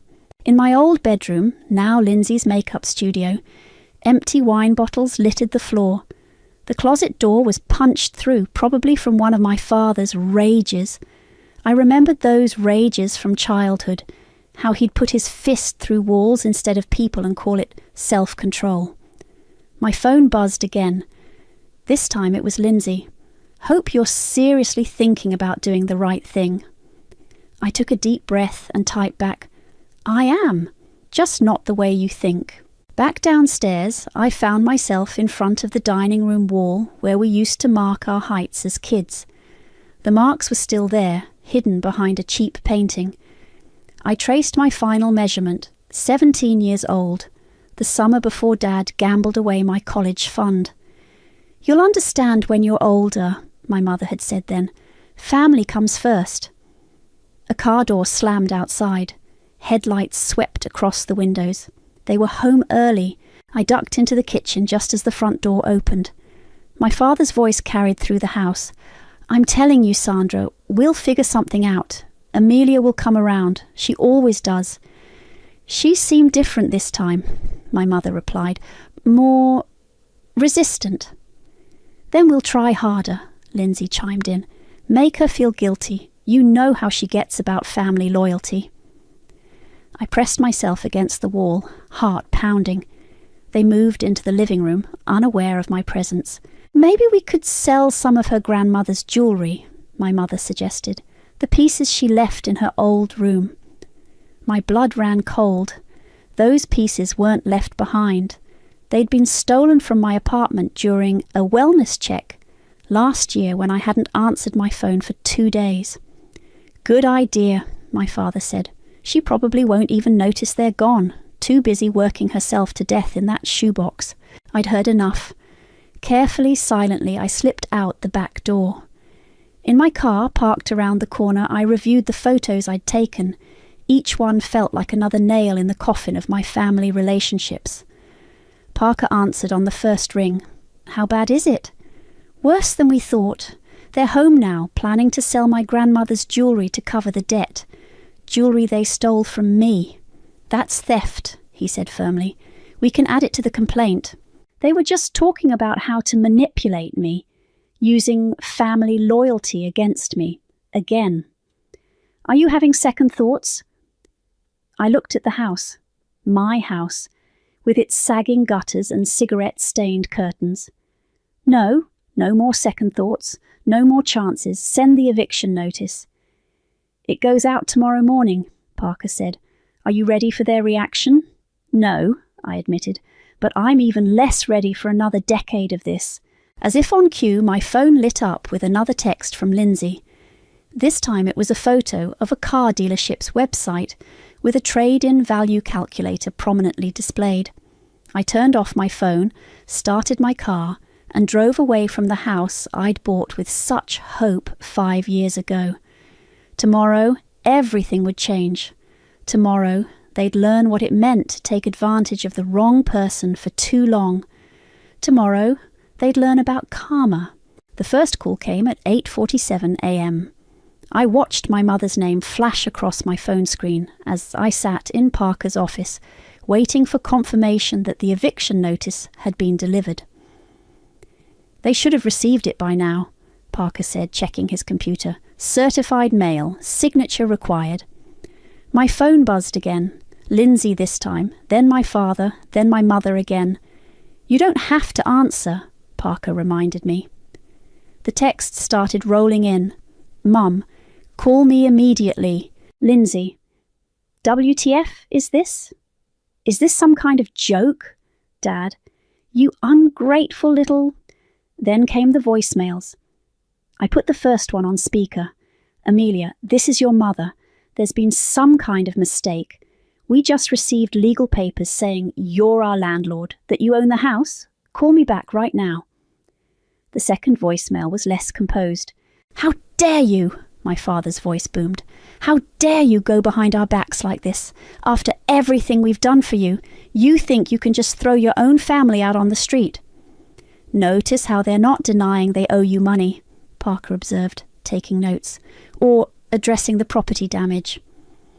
My phone lit up with a FaceTime request from Lindsay. Against my better judgment, I accepted. "Are you out of your mind?"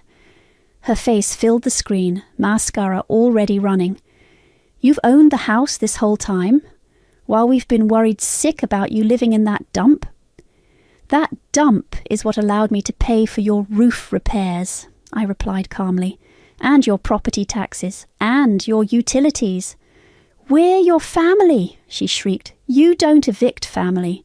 "Family doesn't steal jewellery," I shot back, "or mock where I live while living rent-free in my house.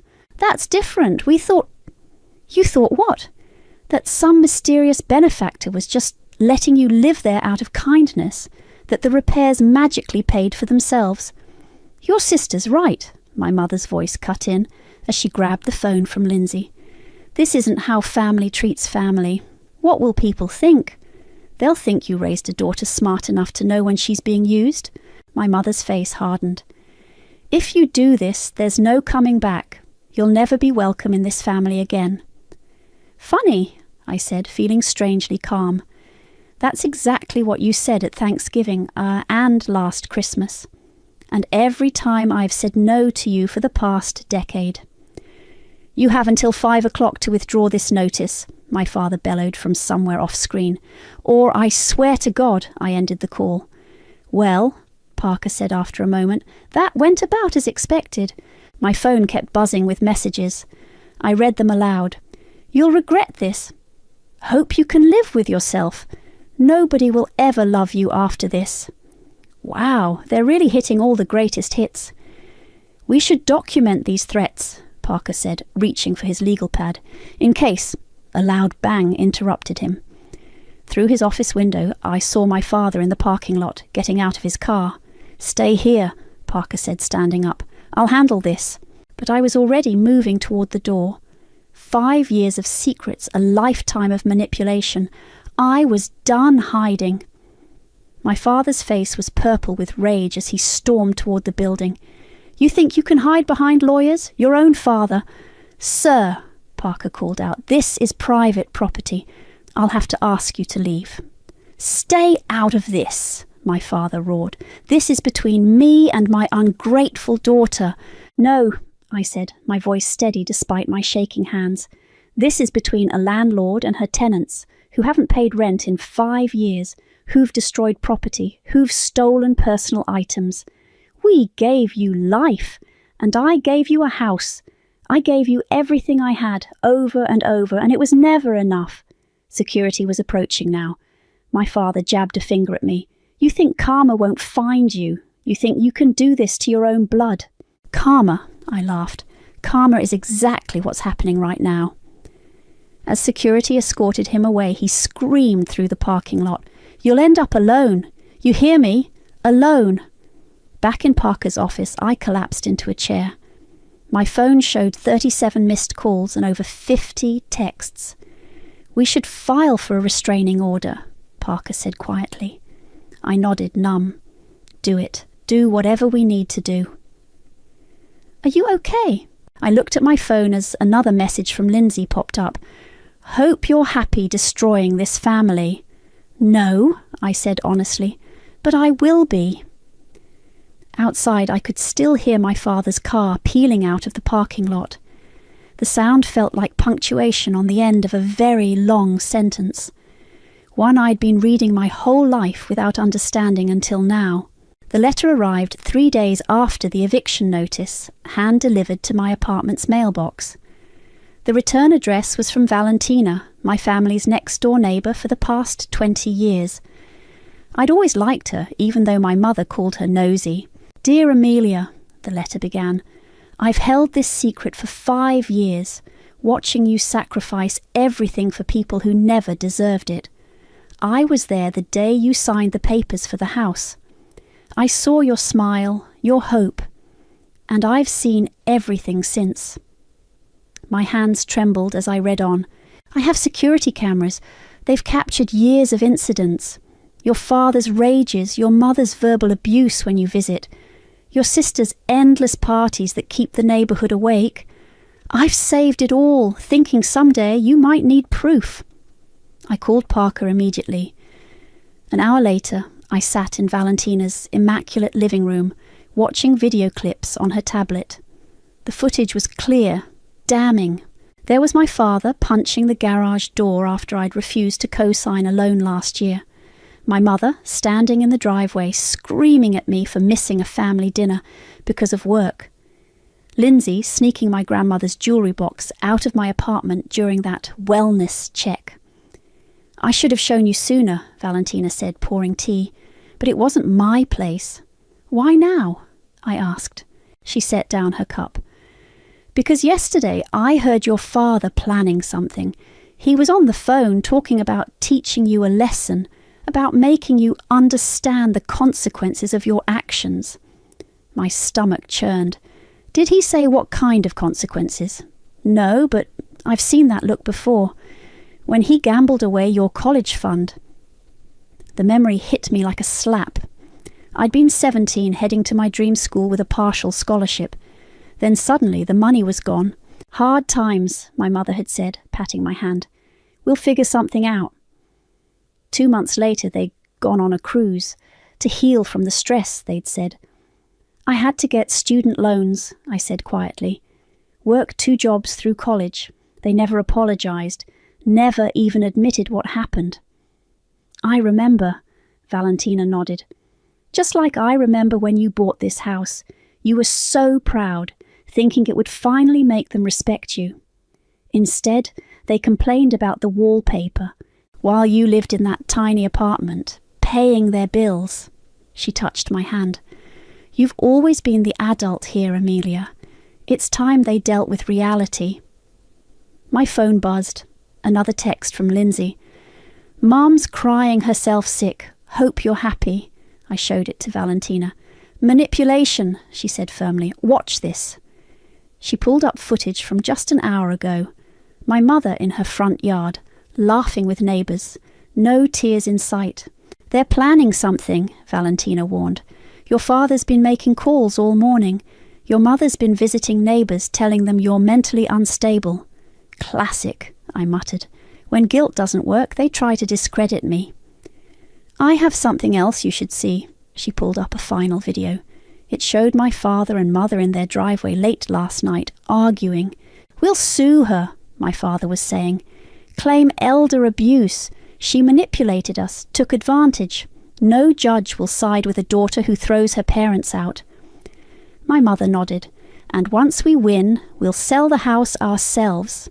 That'll teach her about family loyalty. I felt sick. They're going to sue me. They can try, Valentina said, ejecting a USB drive from her tablet. But with this evidence, they won't get far. She handed me the drive. 5 years of proof. Every incident, every threat, every lie. Use it. My phone rang. Parker. Your family just filed a legal complaint, he said without preamble. They're claiming elder abuse and fraud. They want the house. I looked at the USB drive in my hand. Perfect timing. I have something you need to see. After I hung up, Valentina squeezed my shoulder. You're doing the right thing. Sometimes the hardest choices are the most necessary ones. Through her window, I could see my mother in their driveway, probably planning her next move.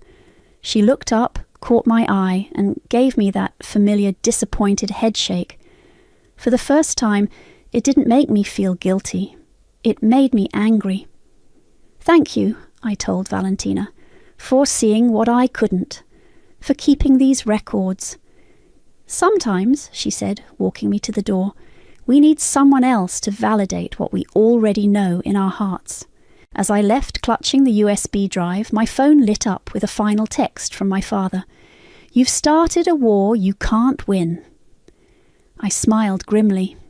He had no idea what kind of ammunition I was holding. For once, I wasn't walking into battle unarmed. For once, I had proof. And proof, unlike family loyalty, doesn't lie. The courthouse hallway felt colder than it should have in June. I sat on a hard wooden bench, watching my family huddle with their lawyer at the other end of the corridor. They'd dressed for sympathy.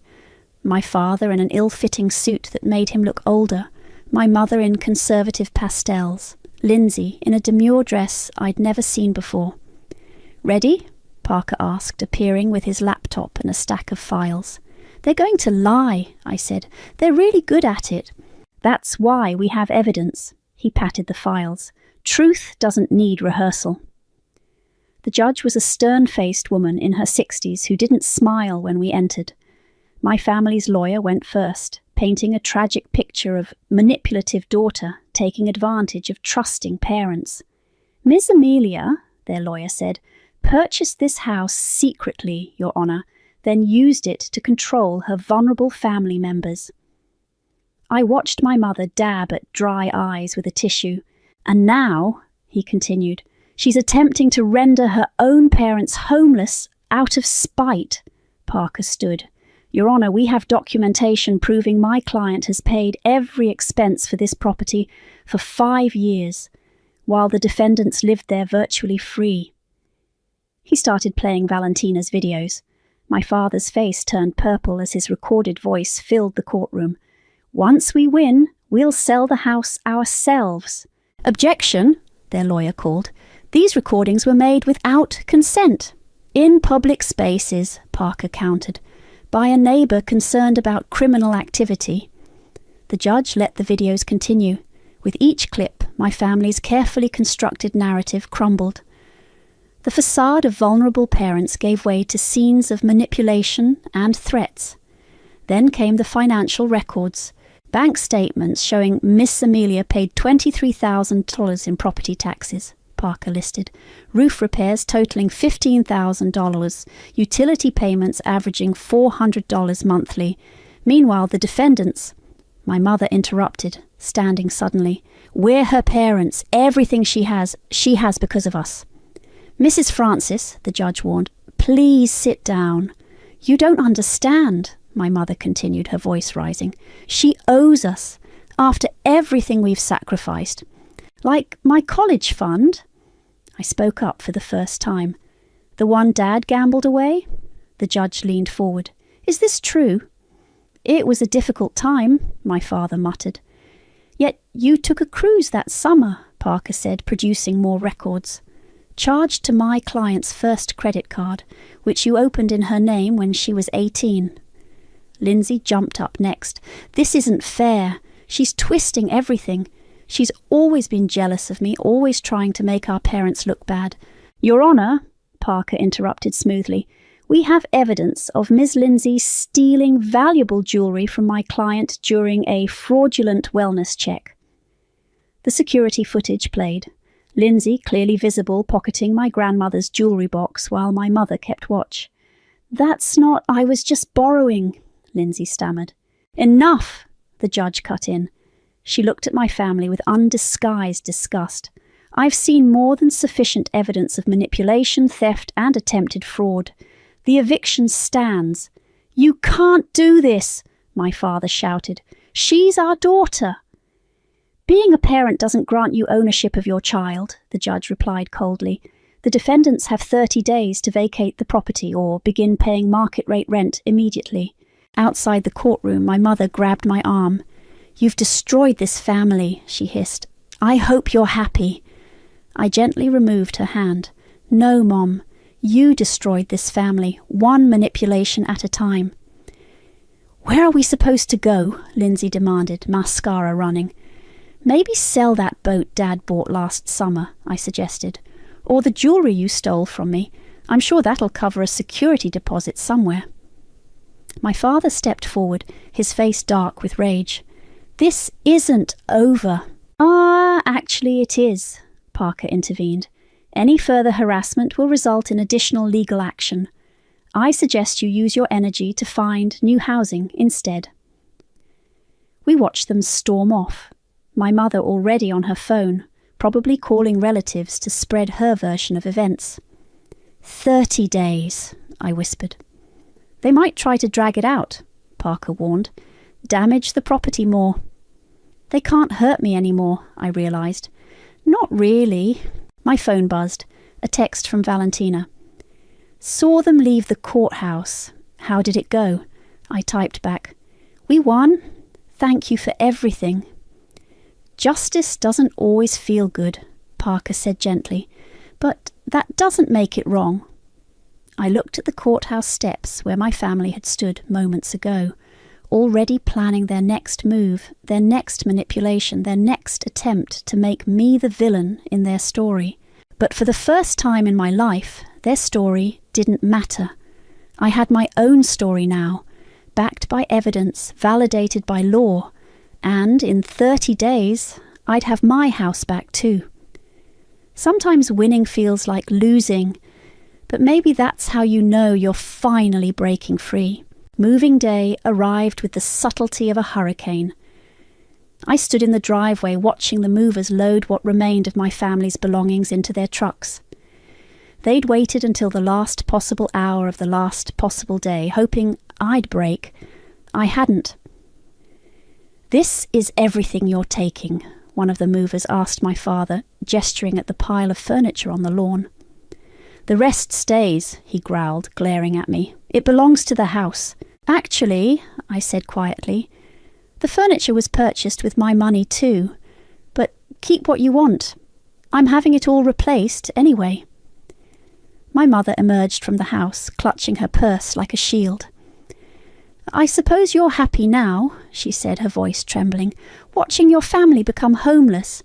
"You're not homeless, Mum. Aunt Susan offered you her guest house months ago. That's not the point." "Then what is the point?" I asked, genuinely curious. "That I should keep supporting your lifestyle while you mock mine? Keep paying your bills while you steal from me?"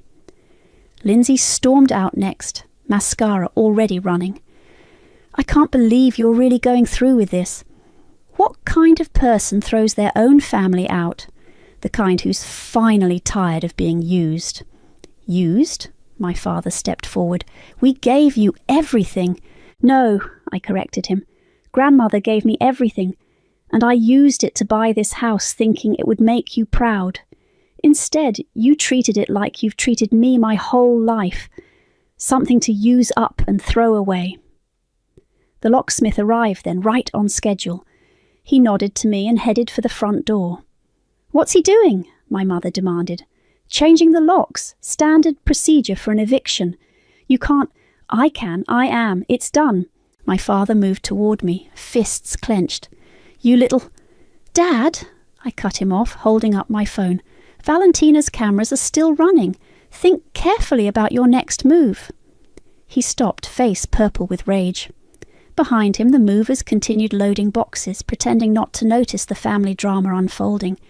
"Where did we go wrong with you?" my mother whispered. "How did you become so cold?" "I learned from the best," I replied. "Remember when Dad gambled away my college fund? You told me to understand, to forgive, to put family first. Well, I'm finally putting family first, just not the way you taught me." The locksmith emerged. "All done, Mum. Here are your new keys." I took them, feeling their weight in my palm.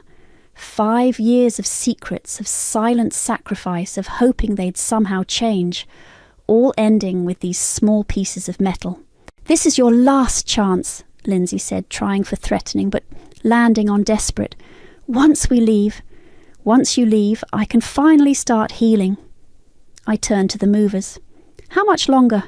20 minutes, tops." My mother started crying then, real tears this time. Not the performative ones from court, but genuine sobs that shook her shoulders. For a moment, I felt that old, familiar pull, the need to comfort her, to fix everything. But I stayed where I was. "You'll end up alone," she choked out. "No one will ever love you after this." "That's better than being used by people who claim to love me." My father grabbed the last of their bags. "Come on," he muttered to my mother and sister. "She's made her choice." "No," I corrected him. "You made this choice. Every time you took advantage. Every time you mocked where I lived while living in my house. Every time you chose gambling over family.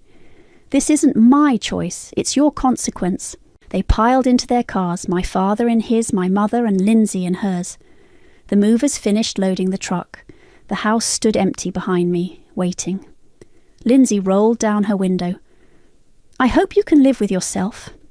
"I finally can," I replied. "That's the whole point."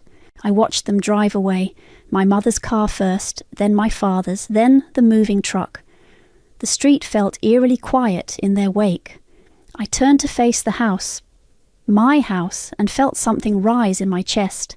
Not quite happiness, not quite sadness, something in between. My phone buzzed. A text from Parker. "All done?" "Yes," I typed back. "They're gone." "How do you feel?" I looked at the empty driveway where my family's cars had sat for 5 years. At the lawn they'd never mowed. At the gutters they'd let clog. At all the small signs of neglect that mirrored how they'd treated my love for them. I feel... I paused, searching for the right word. Free. As I walked up to my front door with my new keys, I wasn't shaking from fear anymore. I was shaking from adrenaline, from possibility, from the sudden, startling realization that sometimes the hardest goodbyes are the ones that save us. The sound of a drill echoed through the empty house as I installed new curtain rods in the living room. Sunlight streamed through the windows, highlighting patches of fresh paint and new hardwood flooring. The house smelled different now, like lemon cleaner and possibility. A knock at the door made me pause. Through the window I saw Valentina holding a teapot. "Thought you might need a break," she called out. I let her in, and we settled on the floor since I hadn't bought furniture yet. She poured tea into paper cups while examining my renovation progress. "The place looks brighter already," she said. "Amazing what a little love can do." "And a lot of contractors," I added, gesturing to the fresh drywall where my father's fist holes used to be. "Have you heard from them?" I nodded. "Mom's been calling relatives, telling them I'm having a mental breakdown. Dad's apparently telling everyone I forged the deed. Lindsay just posts passive-aggressive quotes on social media about toxic people who pretend to be victims." "And how are you really?" I considered the question while sipping my tea. "Lighter, like I've set down something heavy I didn't even know I was carrying." My phone buzzed, another blocked number. I'd been getting lots of those lately. "Still not answering unknown calls?" "Parker says not to. We have the restraining order, but—" I shrugged. "Better safe than sorry." Valentina nodded toward the window. "They drove by again this morning, your mother and sister, just watching the house." "I know, but they can't hurt me anymore." I stood up, walking to the wall where our height measurements used to be. "See this? I'm painting over it today. New memories, new start." "Speaking of new starts," Valentina pulled an envelope from her purse. "I have something for you." Inside was a photo. Me at 17 standing in front of this very house the day my grandmother died. I was smiling, unaware that my college fund would disappear the next week. "I found it while organising old albums," Valentina said. "Look how hopeful you were. That hope wasn't wrong, Amelia. It was just aimed at the wrong people." My phone buzzed again. This time a text from Parker. "Judge denied their appeal. It's really over." I showed Valentina the message. "Good," she said firmly. "Now you can focus on healing." "Everyone keeps asking if I'm okay," I admitted, like they expect me to break down or regret everything. "And do you regret it?" I looked around the room, at the fresh paint covering years of cigarette stains, at the clean floors replacing their neglect, at the sunshine streaming through windows they'd always kept curtained. "No," I said finally. "I regret not doing it sooner." Valentina squeezed my hand. "That's not regret, dear. That's wisdom." Another knock at the door made us both turn. Through the window I saw a delivery truck. "Perfect timing," I said, getting up. "My new couch is here." As the deliveryman brought in the furniture, I caught a glimpse of my mother's car driving slowly past. Our eyes met through the window. She raised her hand, not waving, more like reaching. For a moment I felt that old familiar pull. Then I turned away and helped the deliveryman position my new couch. My choice, my style, my life. "Where do you want these throw pillows?" one asked. "Actually," I smiled, "I think they'll look better in my apartment." Valentina raised an eyebrow.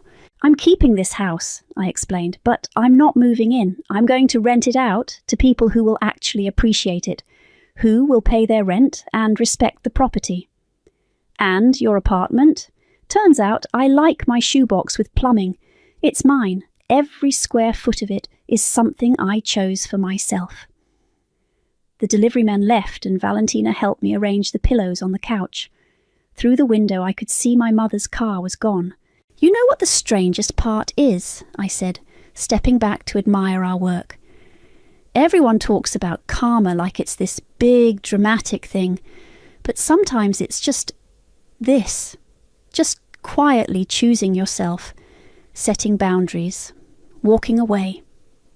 That's the best kind of karma, Valentina replied, the kind you create for yourself.